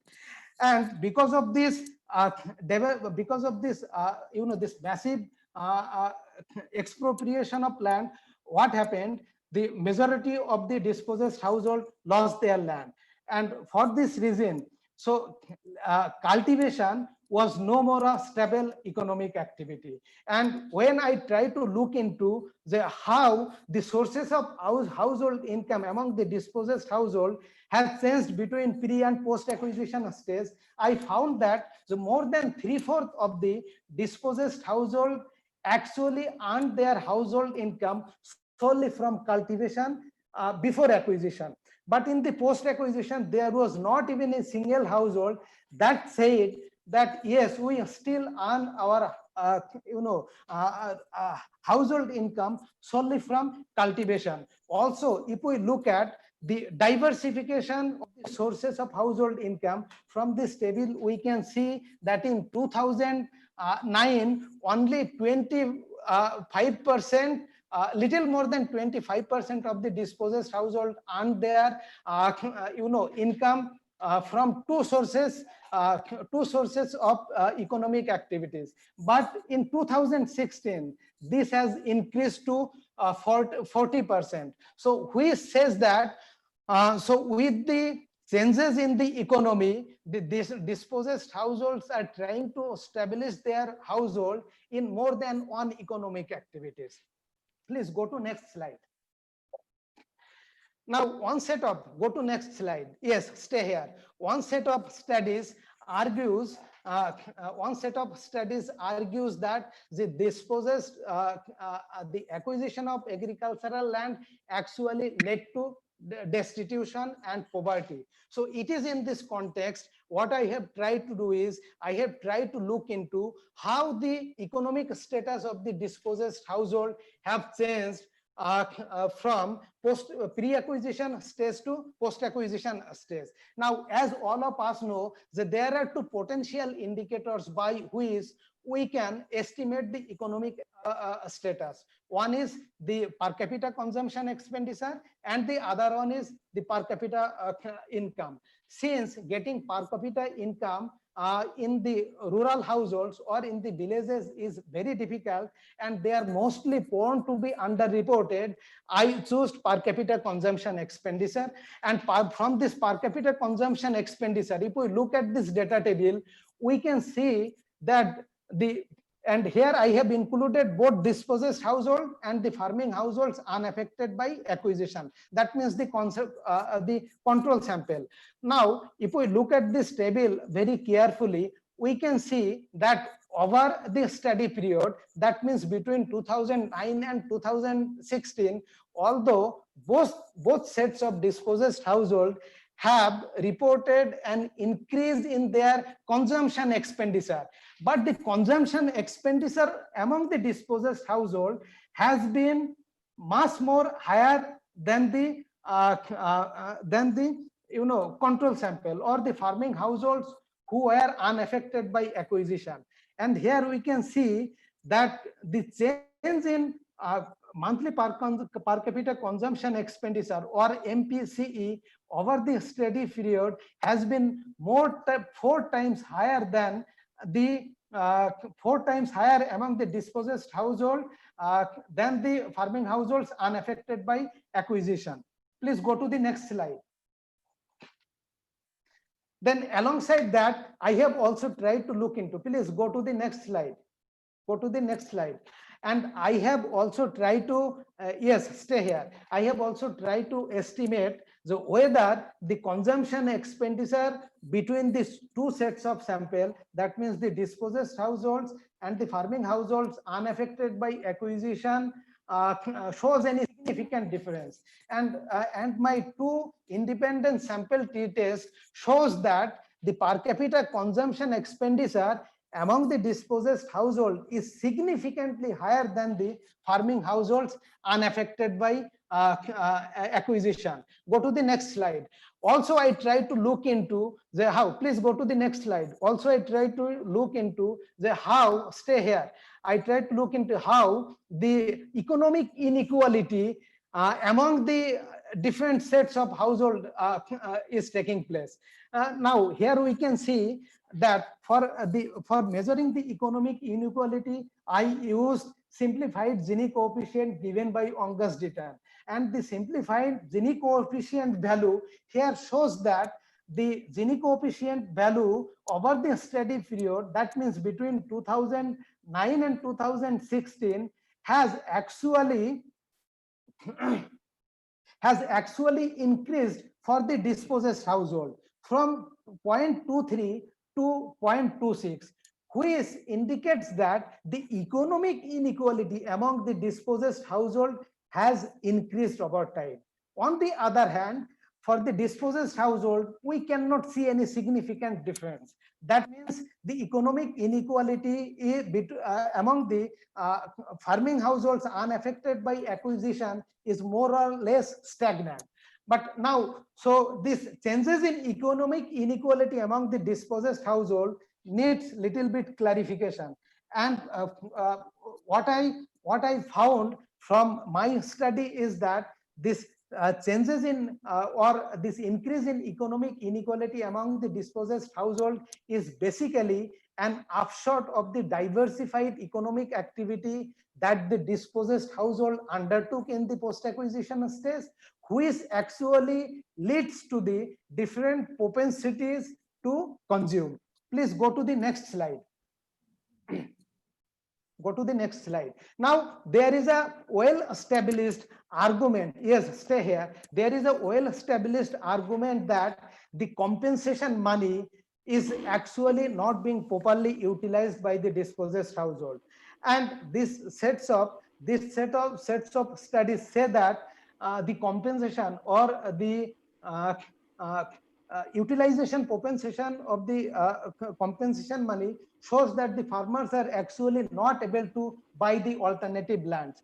But based on the discussions that I had with the dispossessed farming households, I would say that buying an alternative lands by the dispossessed farming households in the post-acquisition has less to do with the inspiration. It has more to do with the non-availability of the land in the land market, where the sellers are mostly their fellow fellow villagers who actually practice strong value practices of the land. Now if we look at the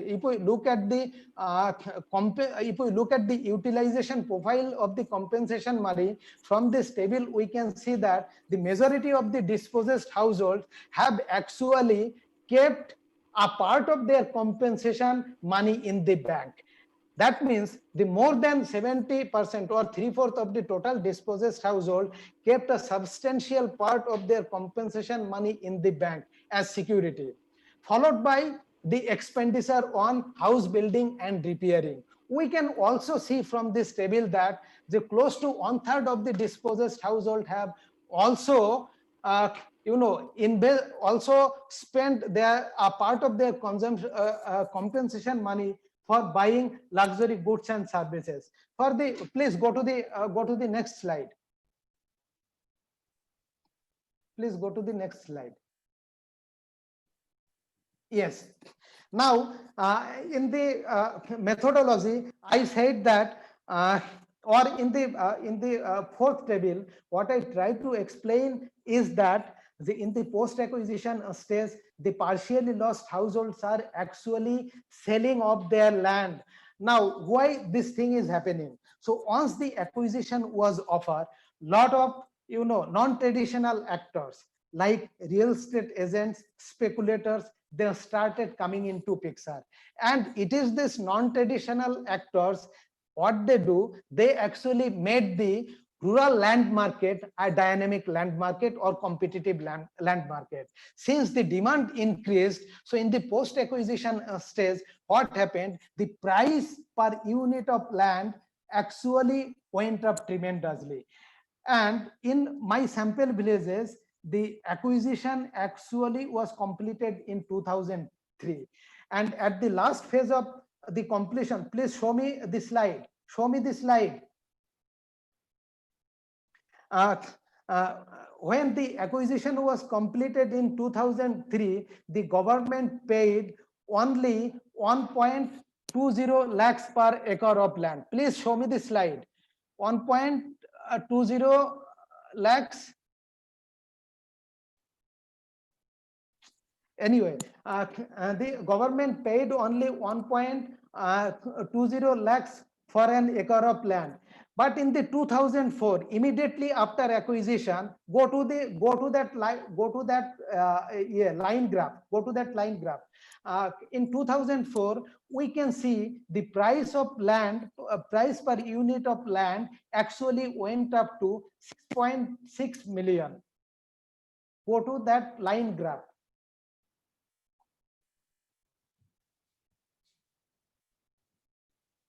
Go further. Go further. Go further. Go to that line graph. Go further. Yes, go further. Please go further.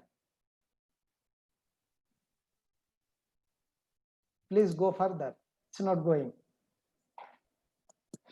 No. Come back. Come back. Go to the line graph. Show me the line graph. Anyway, the gist of the argument is that in the post-acquisition stage, actually what happened, the land price tremendously went up. And in 2004, yes, stay here. In the 2004, we can see that the price per acre of agricultural land in Rajarhat was only 6.6 million, which went to 31.9 million in 2016. This is a tremendous jump, and this happened because of the intervention of the non-traditional actors. Now go to the next slide. So what I try to look into is that how these non-traditional actors are actually playing their role in the rural land market. So what I found is that the most of the large large land plots are being actually purchased by the realtors. Here we can see, here look at this data, here we can see that the realtors and speculators, uh, realtors and speculators are actually buying the majority of the land plots sold by the partially land in the post acquisition stage. And this is happening why? Because they have access to credit, they have large leeway to the capital. So therefore, when we talk about the land market scenario in the post acquisition stage, the land market is actually in their favor, and the individuals are, here we can see the individuals are actually playing a negligible role. So more than two-thirds, here see the 67.37% of the land plots sold by the partially lost households are actually bought by the realtors. That means real estate agents. Close to another one-third is being again purchased by the speculator. Now, speculator is the one who actually considers the land. Okay, you can keep here, no issue. So you can keep the satellite imageries. So my main argument is that the post-acquisition land market is actually controlled by the speculators and realtors, and they are changing the land market scenario. Now, what I have tried to see is that how this land market is, or the remaining land in the post-acquisition stage is being converted into this commodification. Now if we see what their realtors and speculators are doing, the realtors are basically taking away the lands. They are selling the land they are selling the land, they are converting the vertical spaces into horizontal spaces. That means they are bringing the vertical space into horizontal plane, and they are selling the spaces at per square feet. And this is just the commodification of the rural land which used to be a major means of production. So this rural land is being converted into a commodities. And if we look at the, I cannot see the imageries properly. Please, can you go up little bit?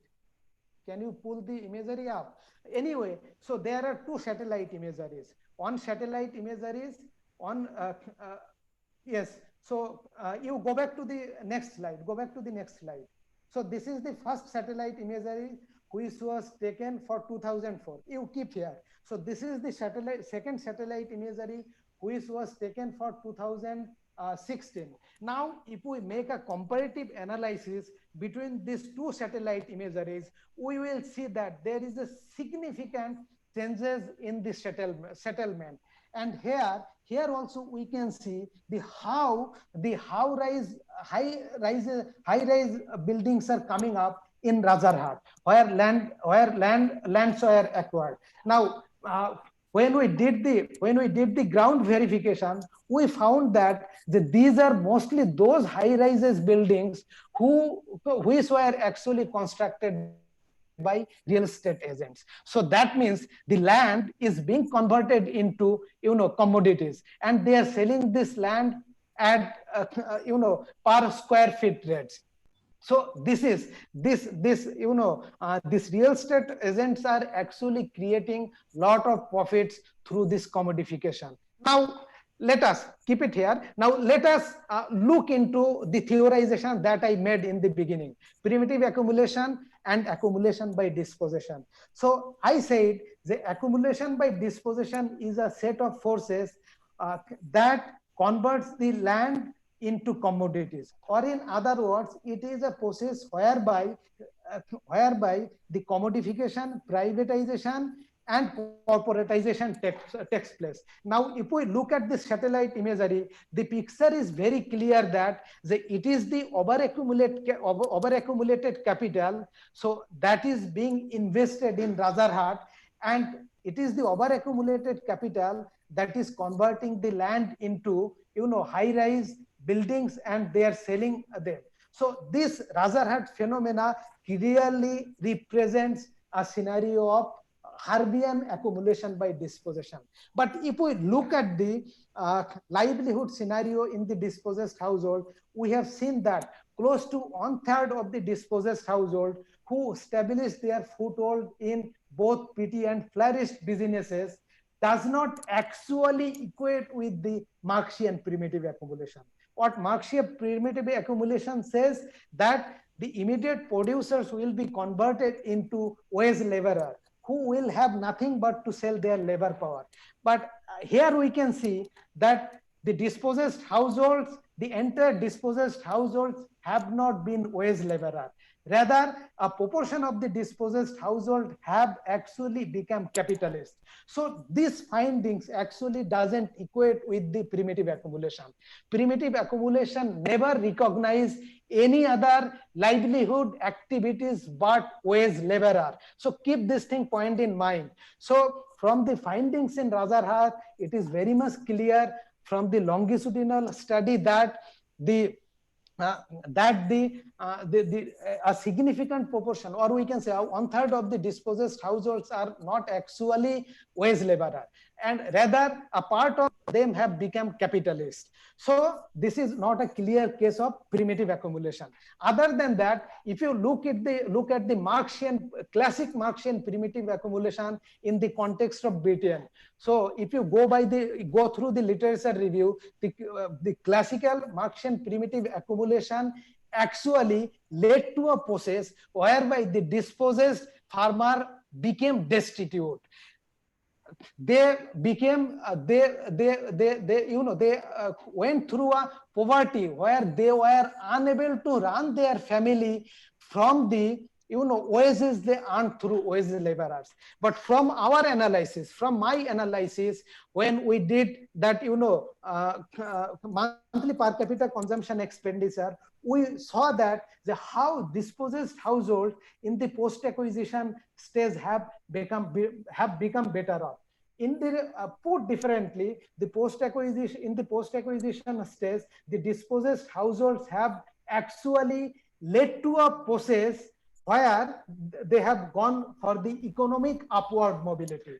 So this findings clearly says that it is not a clear case of primitive accumulation. I am almost done. In a minute, I'll finish. So my final submission is that, so this entire process, I could not theorize it properly due to time, but what I would say is that in this entire analysis, I am not actually negating the primitive accumulation at the larger context. Or put differently, what I would say that my submission is not that the primitive accumulation never takes place in the global south. It may take place in the global south. But my submission is that in a case where the massive scale of land is being taken by the state for development activities like urbanization, so primitive accumulation actually doesn't work. Primitive accumulation may work in a place which is far away from the city area and where land is being taken place for some other activities like industrialization or infrastructure development project. So with these words, I stop here and thank you so much for listening to me.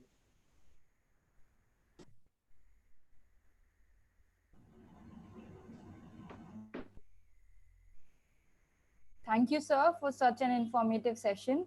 Thank you for sharing such an intense research work of yours. And sir, this was really helpful and interesting at the same time. Now, the floor for questions is open, and anybody who wants to ask question can type their question in the chat box, and I will read the questions for sir. So there are a few questions. Himanshu Gandhi, wants to ask, sir, can you explain two transformations in detail? Which transformations? Sir, Marxian primitive accumulations transformation. I think he is talking about Marxian primitive accumulation transformations. Okay, I'll do that. So should I respond? Yes, as I said, actually, before we discuss about, as I said in the beginning, before we discuss about Marxian primitive accumulation, so we have to define the term primitive accumulation. So primitive accumulation is a historical process of two transformations. Please understand this. The primitive accumulation is a historical process of two transformations. In first transformation, what will happen? The land will be converted into capital. How? I give you an example. When a farmer produces crops on land, so that land is actually being used for, his livelihood or to run his family's livelihood. So he is not doing anything else. But when that land is being put for some other uses, let's say for industrialization or agribusiness or commercial cultivation, so what will happen? That land itself will generate capital, and that capital will be again and again used to keep the process going. So this is the first transformation. So first transformation means that the Marxian transformation says that the land will be converted into capital. The second transformation is that the farmers or the immediate producers will be converted into wage laborers who will have nothing but to sell their labor power. How? I give you an example. So let us take an example of Noida. So all of us know the case of Noida or Gurgaon. What exactly happened when the government started taking away land for capital?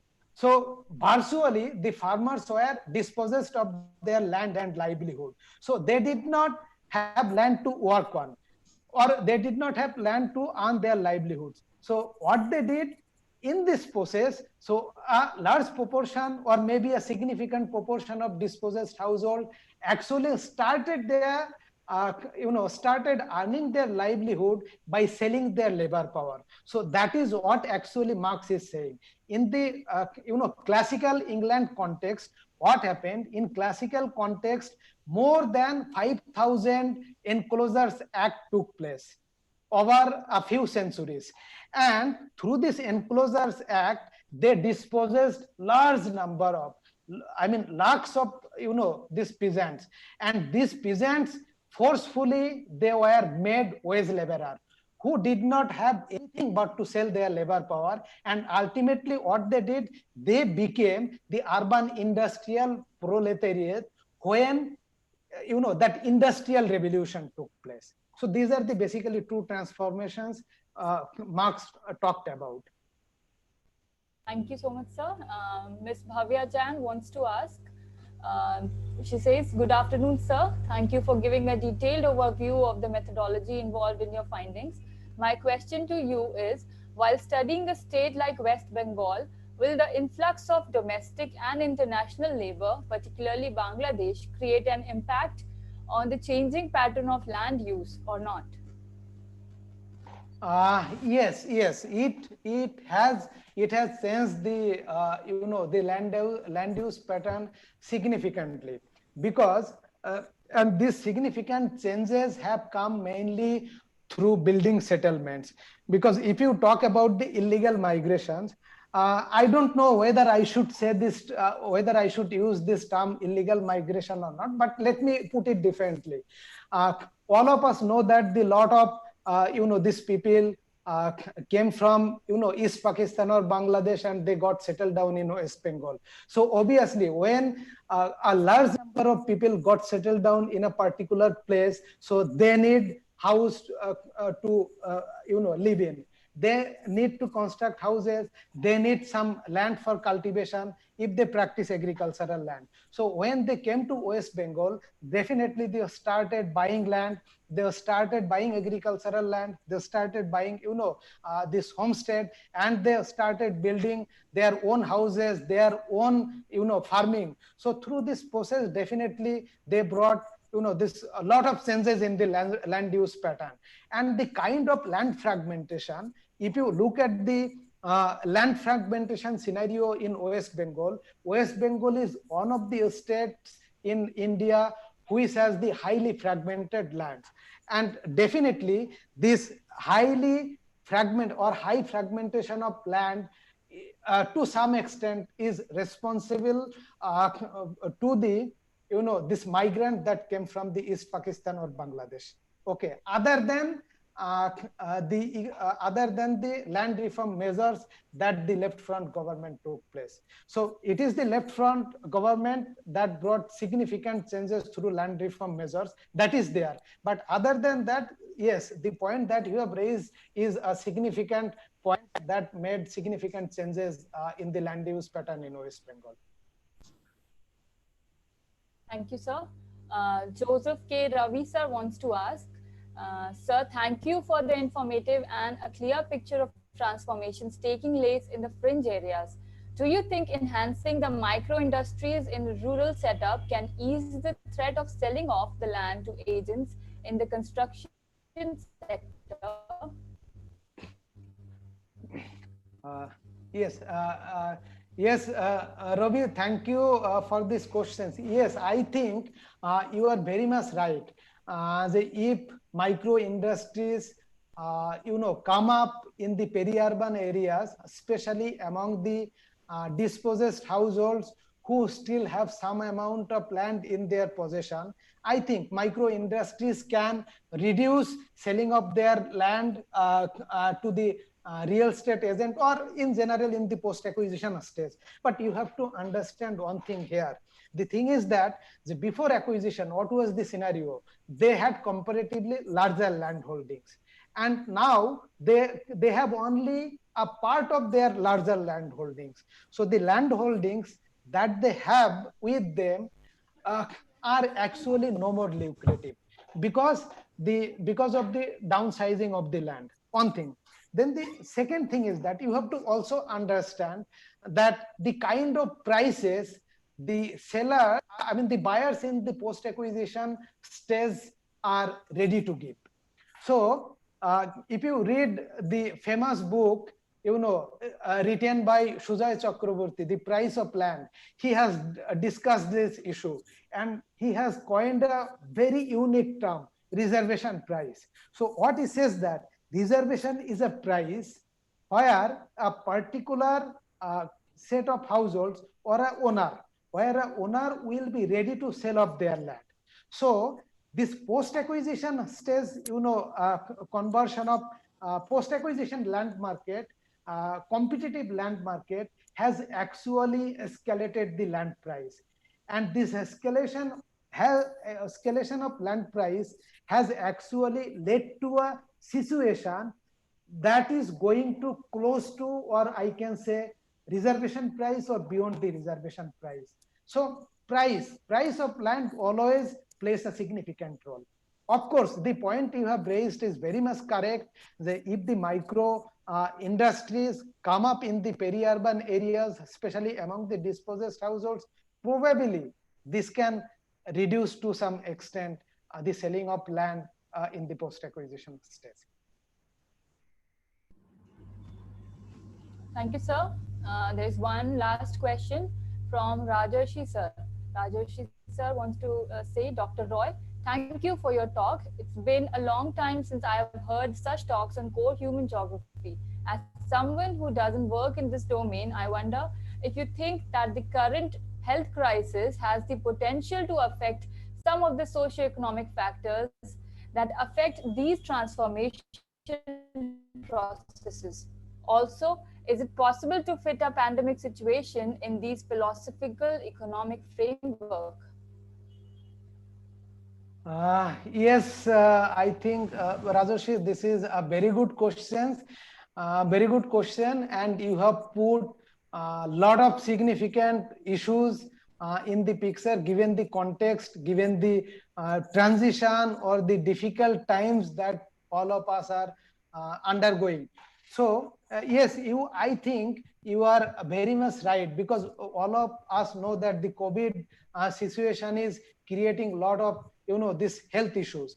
And this health issue, if I don't know, because I have not done any field survey during this COVID situation, but definitely the COVID situation or the health pandemic can bring a significant this impact, at least for some time now. How I mean, let me explain this, how this can happen. Suppose we are doing a study among the dispossessed household, and some of these dispossessed family members of the dispossessed households are infected or somehow affected. Now, what will happen? A significant proportion of their income will definitely go for the treatment, okay, or some other doing some other this, or to access to some other facilities. So when that happens, the kind of transformation, livelihood transformations that we have seen in my analysis based upon the survey conducted before the pandemic scenario will completely change. But I am not very sure how long this pandemic impact will keep on going, because what I believe is that once the pandemic situation or health crisis is mitigated or can be taken care of well, I think they will again come into picture. And the point that you have raised, I think, needs altogether a different theorization, a different approach. So which I don't have much access to, but I think you have raised a very good, this critical question. Thank you so much, sir. There's one more question by Sonali Yadav. She wants to say, thank you, sir, for this insightful session. What is your take on transformations taking place in tribal areas, especially forested land, and appropriation of land by displacing local communities for forest conservation, with reference to central Indian forests? Yes, Sonali, I think the question that you have raised will be entirely different from the case study that I have, analyzed here. And if you remember, in the last slide of my presentation, I said that I am not completely negating the applicability or fecundity of Marxian primitive accumulation. Okay, so Marxian primitive accumulation may not work in the context of a place where land has been taken away for neoliberal urbanism, because urbanization will lead to different types of occupational activities. But as far as the tribal areas are concerned, all of us know that the tribals are basically living in a place who is living in places which are actually isolated. So when we try to focus a case study of such kind, I believe that the findings, the analysis, everything will be completely different from the urban kind of case studies. And I have also done one kind of study like that. Like I have done a study on POSCO, and all of us know that the POSCO is a place which is actually, I mean, the land that was taken for POSCO, all the POSCO came to stand still. That is different, altogether different issue. But this was comparatively a place of isolation. Okay, now if we do a case study like that, we will surely see that the dispossessed households or the dispossessed tribals may not be, grab the employment opportunities created by the land-based project, industrialization, or whatever that comes there. So I don't think the tribal people will be able to grab the opportunities created by the industrialization or any other project. And in this context, what will happen? If you apply the Marxian primitive accumulation, I believe that that will be a perfect fit. But given the context that I have analyzed, or the case that I have analyzed, will be different. So in tribal areas, I think one can look for the applicability or fecundity of Marxian primitive accumulation. And if somebody does that, that will be a very good, very good like addition to the existing literature. Thank you. All right. Thank you, sir, for answering all the questions. And thank you so much once again, sir, for joining with us. Now, I would request Anupma Anthony ma'am to please introduce our next speaker. Thank you so much, Jane. Thank you, Animesh, sir. Well, it is my proud privilege to welcome amongst us Dr. Poonam Sharma. She is an associate professor and the teacher in charge of the Department of Geography, Shahid Bhagat Singh College, University of Delhi. Ma'am has completed her education from the University of Delhi and has been serving her alma mater since 1994. Her areas of interest include urban and regional planning, urban geography, development studies, smart cities, environmental geography, and ecological studies.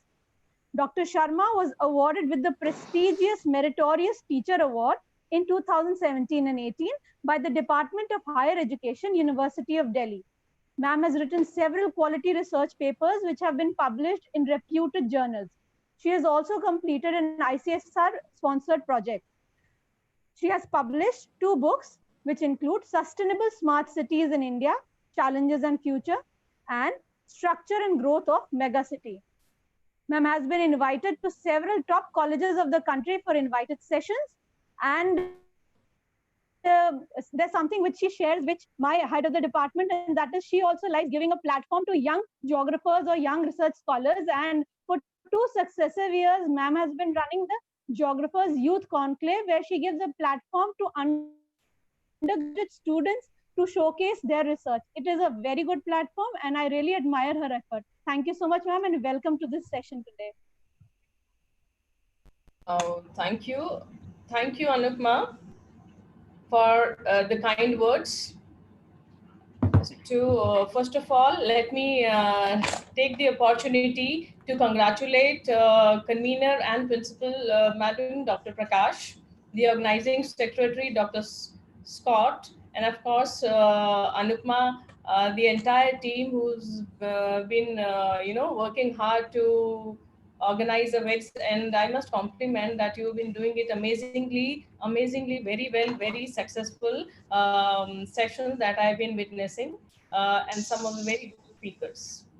So thank you so much, Anupma, and it's interesting session. I would really be interested to participate and to show the research to the participants here.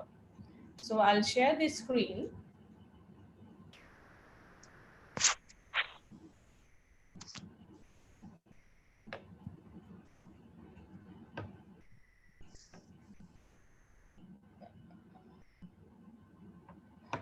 Okay, is the screen visible? Yes, ma'am. Okay, wonderful.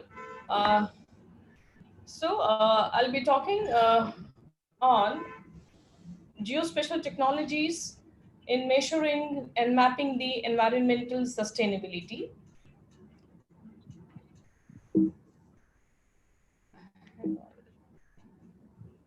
Let me just, yeah. So when I'm saying environmental sustainability, here I'm referring a very important point, that is the microclimate.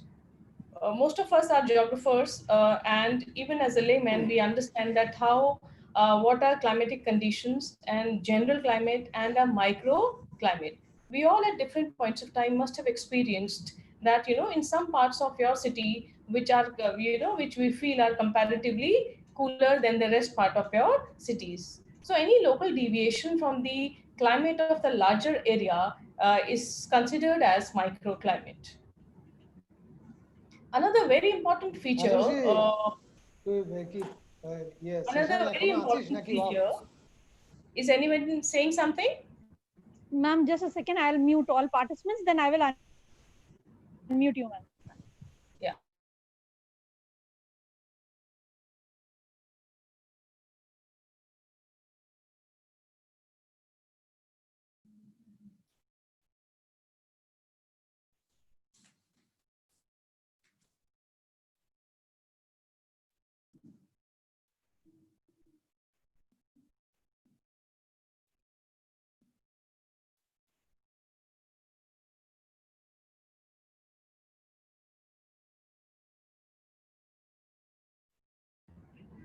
All right.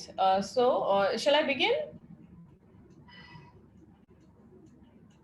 Is it audible now?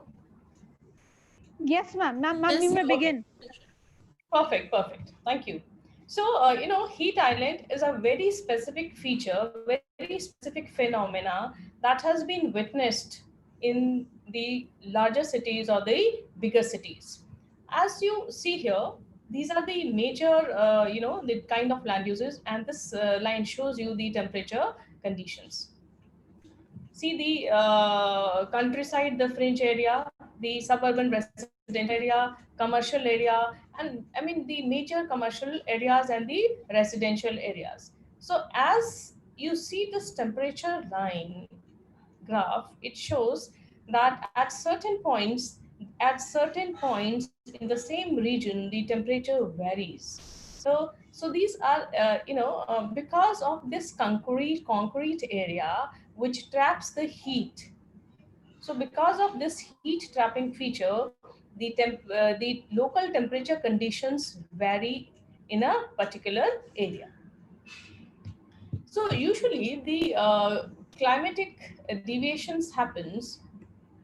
Topography plays a very important role. Ground surface also plays a very important role, and various other kinds of three-dimensional objects. And at a larger scale, the surfaces, the buildings, which acts as a energy seepages, and the atmospheric pollution. So these are some of the major important factors which affects the climatic conditions in general. So an important aspect that I'm referring here in this particular research is the planned green areas. We all know that many of the parts in the cities are planned areas, and some of the parts in the cities are also unplanned areas. So at any particular place, you will definitely find there are one is naturally occurring green areas, and another is the planned green areas. As the urbanization is increasing, as are in particularly in the metro and mega cities, the naturally occurring green areas are shrinking over the time as we are expanding.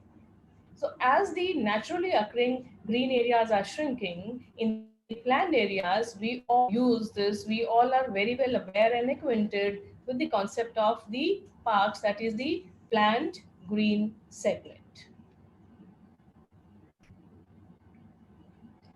Now, as a part of the any locality, any colony, they are just small open spaces or small green patches. But in terms of its significance, if you understand that these parks plays a very specialized kind of a nature which is close to the people. See, in the complete concretized place, the only nature where you can walk in is these parks.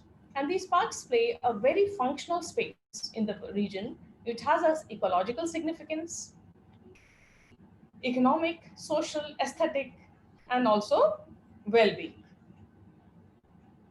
It also helps to create energy efficient regions where they play a minor role or a smaller role in capturing the global warming issues.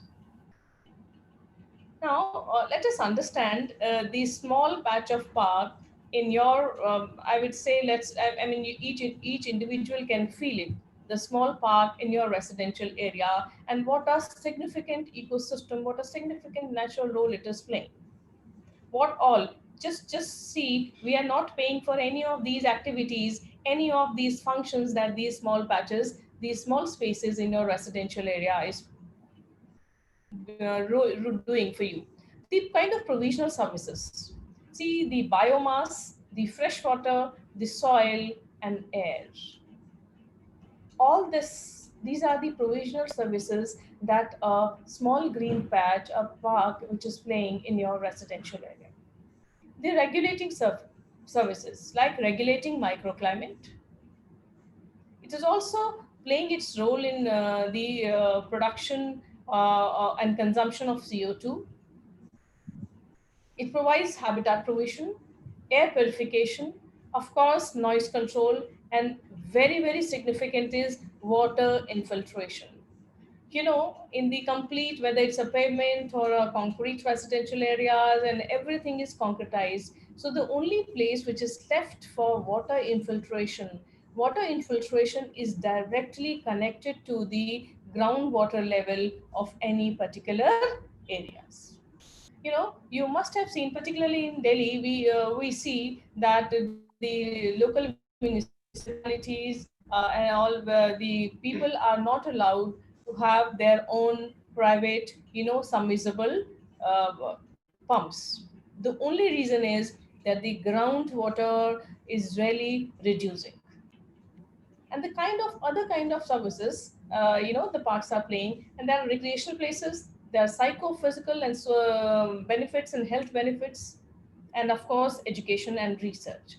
So these, such a wholesome impact, these small parks in the residential areas that you view, me and each one of us, most of us uses them, they have such a wide impact. Now, in this particular study, what I'm trying to assess here, that how these parks serve as pockets of cool island. When we are saying that in a city, the concrete is creating heat islands. So at the same time, in this particular study, we are proposing that yes, that is there, but we can plan and create the cool islands as well. The another important aspect that we are going to we have assessed here is the vegetation quality of these parks, right? And how we have quantified here the land surface temperature and also land use, land cover, and also seen the impact, how these parks are creating the impact in the particularly with reference to temperature conditions. See, this is a very micro level study. One of the districts of Delhi. And peculiar point about this district, this is most densely populated district of the city. And this particular study, the research is based on field survey, and we have digitized 552 such parks in the planned urban areas. And the satellite image which is used is Landsat Uli. First of all, we created a land use land cover map. Also calculated the NDVI, that is the index for the green. The another thing from the satellite image that we calculated the land surface temperature using these equations. This is also for calculating the land surface temperature. Now, no, this is the after using those equations which were there for the using the Landsat images. Here, refer to this LULC of this particular district. The orange color is all showing you the urban area, or mainly the built-up area. I'll be referring here the built-up area and the, because I'm mainly handling that, built-up area and the green area. So you can clearly see a very dense kind of a built-up area. This all are complete residential areas. These green patches that you are seeing here, actually this is at this here in this margin, river Yamuna is flowing. So these are basically the floodplains. So during the post-monsoon season, there are small agricultural fields in the flood zone of the river Yamuna. This this map is indicating you the normalized difference vegetation index, NDVI. Just a minute. Let me disable the attendees annotations. Okay. So now I've disabled the attendees annotations. So this particular map is referring you here that if you go back, remember the previous slides, I've shown you that this all area, the light grayish that you are seeing is all the residential area. So the NDVI index refers to, you can see these larger green patches. Now this area, the NDVI index, the how whether the green vegetation or any green space is available there or not. For quick reference, I have taken this image also from here. You can see all these areas. Look at this particular area. All these areas are densely and this particular segment is all unplanned urban part of the city. Absolutely unplanned urban part of the city where complete buildings, residential buildings are there. And since they are unplanned, so there is no provision of any kind of a green patch. At the same time, in this particular image also, you can see this small patch, which is referring to this particular patch here. This is a planned residential area where there are buildings, there is concrete. At the same time, there are planned green patches, which are called parks. Similarly, here also we can see that at some places the green index is higher. Now this is you can refer it here. This is a planned residential area where there are buildings, there are concrete, but at the same time parks are also part of the complete planning. Here you can see this is the land surface temperature, which has been calculated using the satellite image. Now here these categories of temperature from 26 degrees to 36 degrees. See, within one district of the city, Delhi itself is a very small state. I mean, it's not a very huge area.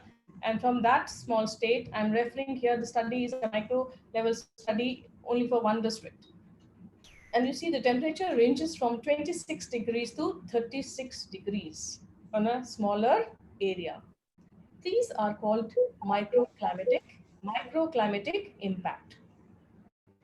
Now see, these are the floodplain areas, so ignore it. This particular is the complete residential area, and in this red is 32 to 36. See, some patches are red. Look at these. Some patches are red, and where the temperature conditions are ranging from 32 to 36 degrees. Now I've shown you these. I've shown you. Look at these. The large top surfaces. And next to it is this is also a concrete area, but the top surfaces are not large. Now what are these? This is actually an industrial area where bigger plots are there, so therefore the top of the surface is also large, which is absorbing a larger amount of heat. Similarly here, this is also an industrial area where the amount of absorption of the heat is high. Now, within few kilometers of this area, you can see a red, orange, yellow, and green. So this is 29 to 30 degrees and 30 to 31 degrees. So what is happening here? What is causing this temperature difference in these areas? So look at this. This is a planned residential area where there are residential buildings. They're all different multi-floor buildings, and the planned park also, which is creating the difference from 29 degrees to 5, 6 to 7 degrees temperature difference within a very, I mean, just few kilometers of the distance. Now, if you see this part, which is 31 to 30 degrees, the complete orange, this is, I'm referring it to this area. This is a highly densely populated, these are all, and there is no commercial building here. This is all dense residential, unplanned dense residential area. So you can imagine the kind of temperature difference your local surroundings and the place you are is creating as a microclimatic impact in that area. Here, if you see, this all is river Yamuna floodplains, and also somewhere it's a dry patch, sand area. So that is creating. So what I'm trying to emphasize here is that how important it is for our bigger cities to plan the areas in an appropriate, environmental friendly manner. We have here also done the regression of LST, the land surface temperature, and NDVI, the vegetation index, and it has been found inversely correlated. Yes, definitely. If the NDVI is high, if the NDVI, that is the vegetation index, if the vegetation index is high, the temperature would definitely be low. And if the NDVI index is low, that means there is all concrete and there is no green patches, then the temperatures would increase. Now, here it's very important. It's a very important slide. I was telling you in some of the previous slide that we had digitized 552 parks in covering couple of residential, planned residential areas. Now, when we are saying that yes, the availability of parks will definitely impact the microclimate. Now, so it's important. Just creating the provision of the park is not only important. It is what is parallelly important is that you also have to manage the vegetation index, the quality of those parks. Now, you see, in terms of our NDY index, 63% of the parks have a poor kind of a green index. 30% parks with a moderate index, and the good index is only in around 6% of the parks. That means, with more than two-thirds of the parks with a poor maintenance. So if we really want, that the temperature conditions in the local area should improve, it is how important is the role of the local bodies who are maintaining these green patches. That why these 62% of the parks, the local bodies must emphasize that they should be maintained properly. This is from the same map, but to highlight these parks, a particular area has been cut from the map. Now, these are the spread of those 552 parks that was. That means, what does it show? That this is a planned residential area, and this small pocket is also a planned residential. These are planned residential areas. These are planned residential areas. Rest all this here. This all is unplanned residential areas. I'm talking of with reference to the capital city of Delhi. Now, within these parks, if you see some of the parks, you can see the index of the vegetation index is high. You can see some of the parks it is high, and some of the parks it's extremely poor. Similarly, for these parks, we also calculated that if the vegetation index is different, is it actually impacting the temperature conditions in those parks? I am here referring only parks, no other part of the city, no other part of the study area.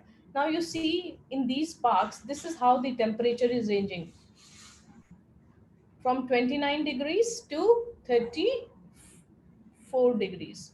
All these red patches, orange patches, yellow patches, and thick green and the bit light green are showing you between 29 to 31 or 31 degrees. And orange and red, all this orange and red is showing you where, yes, they are parks, but the parks are not maintained, so they are not playing the environmental role that they are supposed to do.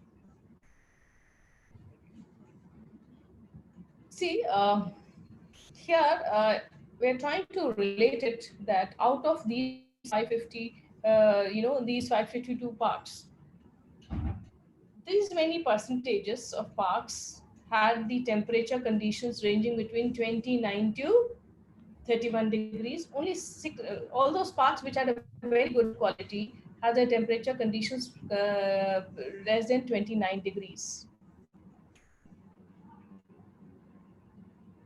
So in which all parks the vegetation index is not good.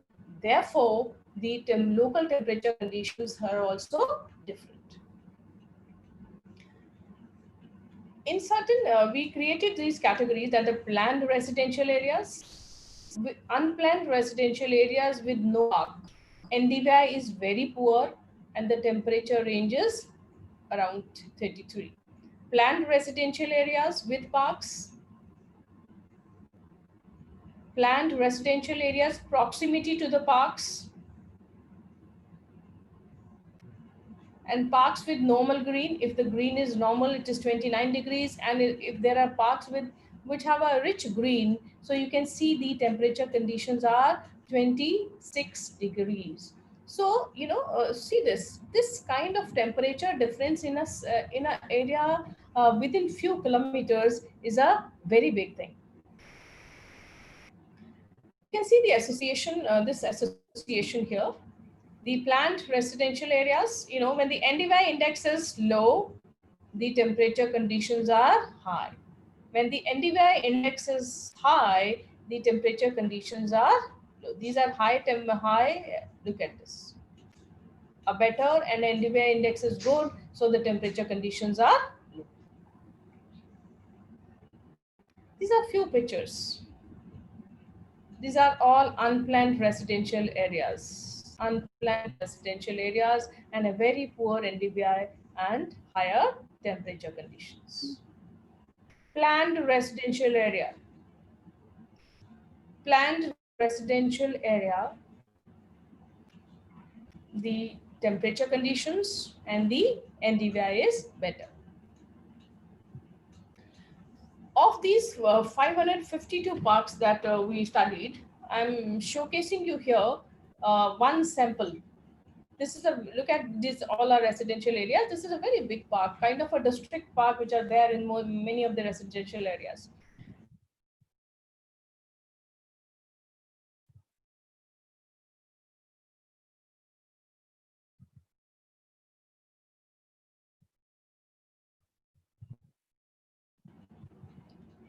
There is some connectivity error. Yes, ma'am, we can hear you now. We can hear you now, ma'am. Yeah, is it okay? Yes, ma'am. You have just begun screen sharing. Yes, ma'am. So the sample. Okay. So what I'm trying to say here is that one of the huge park in as sample I'm showing you here, that this is how the park looks, and this is the analysis. Look at this. The vegetation index. You see, as you can see, the park similar is your index, and this is the temperature conditions. Red. You can this patch which is bare. This is a bare patch. So obviously the temperature conditions are higher in these areas. And the rich green, you can see it is high. Similarly, look at this is another big. So you can see quite okay green, and the moment it's a patch, a bare patch, immediately they also indicating the analysis also here showing the temperature. Look at this. Bare patches, bare patches. So the temperature is also getting varied in these such, the huge parks. So just imagine such huge parks are there if they are maintained well. What kind of good environmental conditions can be achieved? So what, after showing you all that analysis, what I'm trying to say here that, unplanned residential areas with no parks, the kind of climatic conditions, local microclimatic conditions which vary are there. Now my question here is that why in one city, within just few kilometers from each other, how do we say that the residents in this 2 kilometers away will have better conditions, and the residents just few kilometers away, because they are in a unplanned residential area, they are they are not entitled for a better well-being, for a better climatic conditions and all. So it is here the question is that why, how in such areas the local bodies, the city managers, the planners, how they need to play their role to create a better well-being for the people, for the residents. The regions where the parks are at a proximity, if you can see the difference of 1 to 3 degrees, or in total 5 to 6 degrees, it's a very important factor. In fact, in this particular research is only catering we are discussing only that how the temperature conditions and the availability of or the quality of green is there. We have another segment of this where we are discussing of energy, that how these temperature difference is creating difference in the energy uses of such people, and also the well-being of those people. And it is very significant that maintaining the quality of vegetation in these parks will create among the larger concrete sea the small cool islands.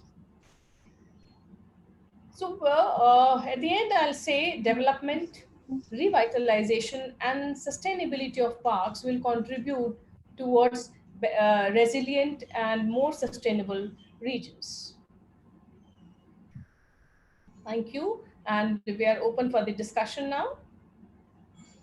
Thank you so much, ma'am. I'm very grateful to you for delivering this expository talk on geospatial technology in measuring and mapping urban environmental sustainability. Thank you for highlighting the fact that so many ecosystem services which are performed by parks we are getting for free without shelling out a single penny. And you also illustrated what impact green cover has on temperature of the local surroundings, and aptly stress the importance of managing the green quality of the parks for them to effectively play the environmental role that they are supposed to play. Thank you so much, ma'am, for highlighting these important issues. We are open for questions now. If anybody wishes to ask ma'am a question. Yes, ma'am. We do have a question, ma'am. Few questions. Himanshu Gandhi wishes to ask you, ma'am, how can we select NDVI ranges? When NDVI, we calculate NDVI, right?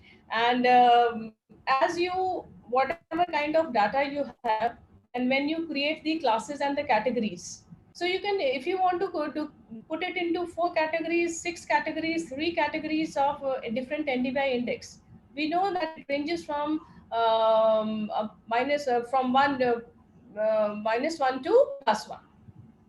That as the NDVI values will increase, which indicates that the vegetation, the quality of vegetation in the particular area is good. And if the NDVI index is less, which means the quality of green is not good, that means the open area or the bare area is more.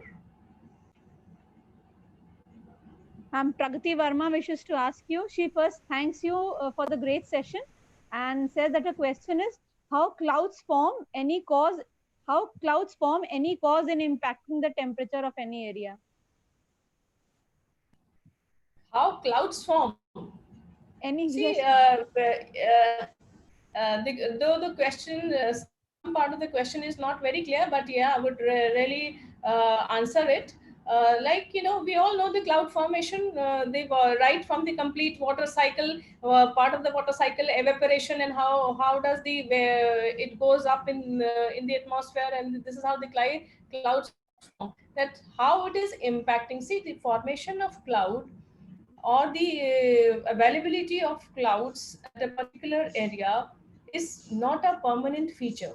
It's a so any phenomena which will impact the microclimate has to be some kind of a permanent situation. So when I'm saying that parks or the green impacts, that means that is a permanent situation available in the particular area. So the formation of clouds, yes, the green impacts the not only the temperature conditions, but yes, the formation of clouds, definitely.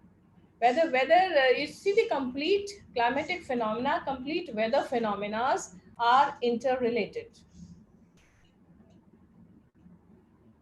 Ma'am, I would like to ask, what role do you think building material has in the urban heat island effect? See, building material has is really very significant.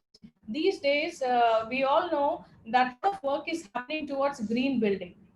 So green building does not mean, you know, there'll be a lot of trees and plants will be planted there. When we are referring green building, it is particularly mentioning, it particularly working on the theme that how variety of construction material are modified and designed differently, besides along with the your normal usual concrete which is there. So this is how, and these days you must have seen in many commercial huge buildings, there's a lot of usage of a particular kind of a glass. So to avoid, they are creating pillars and the major section where the building load goes with the concrete, and most of the other part they are using various other kind of construction material, so that for such huge buildings do not create a large trap of heat. Ma'am, Shilpa wishes to know what is the impact of temperature on global warming on greening? On greenering. Greenery. Okay. So yes, very right.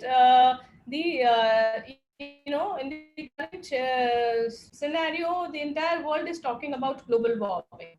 We all know that certain gases, chlorofluorocarbon and a lot of other greenhouse gases, which are creating the disturbances in the atmospheric composition, the gases in the atmosphere. So the incidence of higher carbon dioxide in the atmosphere, along with many other these gases which are raising the temperature worldwide. Thereby, when we say global warming, there are a lot of resulting other aspects. When we say it would be inundation, flooding, sea level rise, these are all the impact. Now, when we say here the green, yes, air purification that the nature in itself does.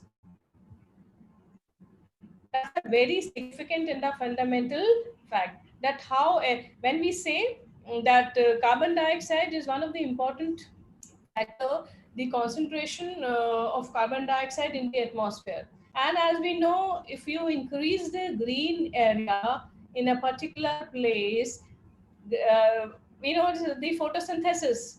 The green consumes carbon dioxide to create photosynthesis process. So of course, the green areas, the greenery has the direct impact on the global warming. Ma'am, the next question is from Bhavya Jain. She thanks you for this session and says that it is very relevant in urban planning issues, ma'am. And her question to you is whether the presence of parks can play a role in the psychological well-being of the residents in a residential area.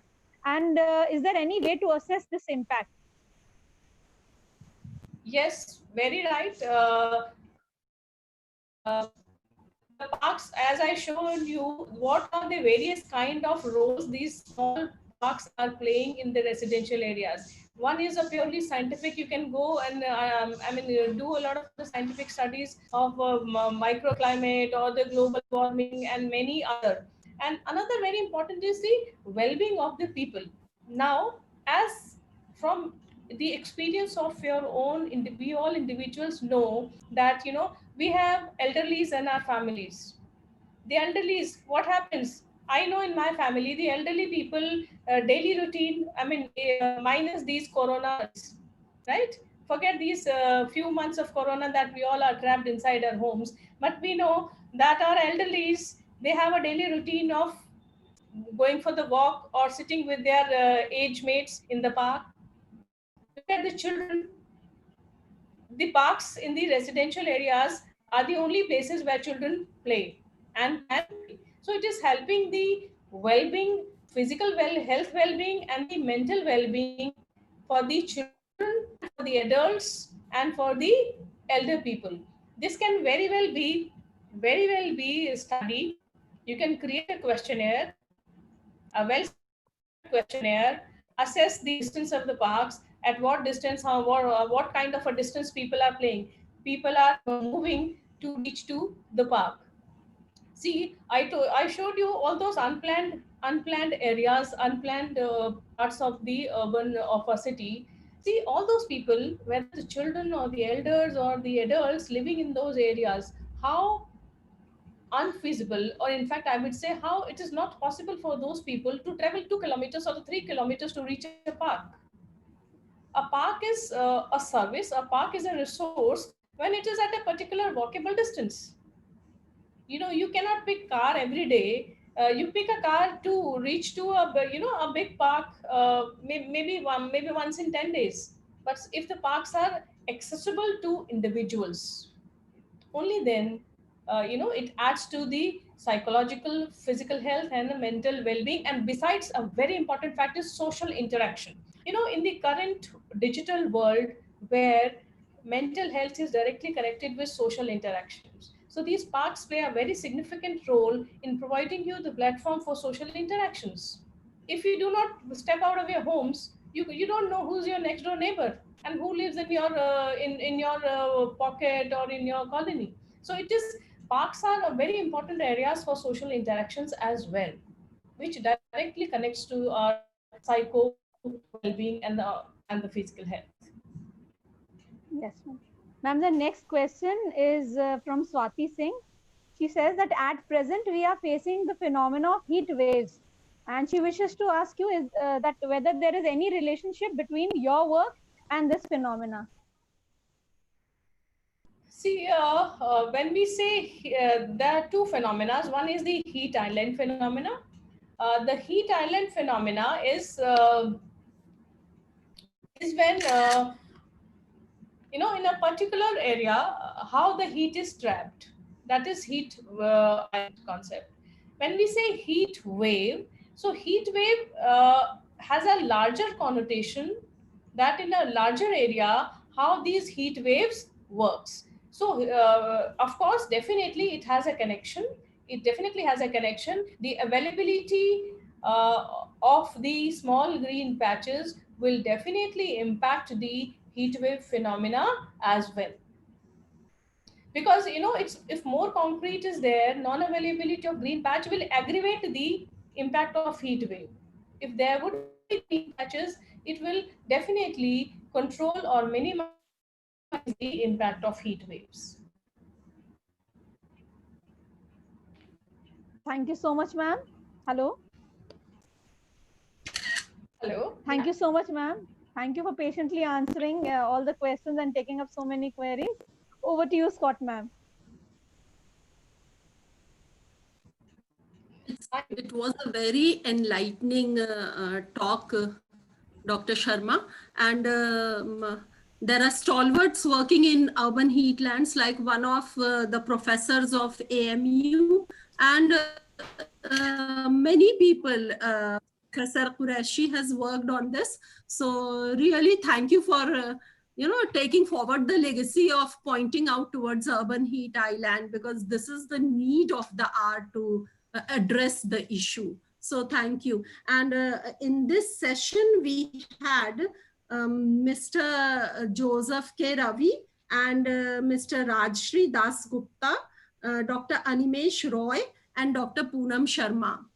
And the issues which like I was just listening and I came across were market management, then riparian quality, then humanly modified ecosystems, land converted into capital, and peasants turning into forced labor, dispossessed households, land fragmentation, small land holdings and large land holdings, then forested land in tribal areas, heat islands, ecosystem services. I'm really so grateful and surprised to all the speakers that you all have brought out the entire theme so beautifully. And before I end this session, I would request all the participants who are listening. There are eminent geographers from different parts listening, and there are young geographers also who have joined us on the platform, and there are many on the YouTube. So I'm so thankful to everybody, and I would like to address these issues in further conferences or in further research work, or in next when they carry on with the project work, whatever they are doing, their academic work or MPhil thesis or whatever, wherever they are on, whichever platform they are in the academics, they should address these issues. So, and these are very prominent issues which have come across this plenary session. So I thank you all the speakers and all the participants for joining us, for making this session a success. Thank you once again. Thank you. Now, the next is the paper presentation. Anupma, I hope we are starting with the paper presentation. Ma'am, I think we should give a 5 or 10 minute break, ma'am, before we begin with the paper presentation. Okay. So I would request the paper presenters, we are giving 5 to 10 minutes break paper. Thank you to all of you. Students or research scholars and faculty members who will be presenting their papers in the next session, we request you to log back in on the same link within 5 to 10 minutes, and we'll be beginning with it shortly. Sorry for the delay.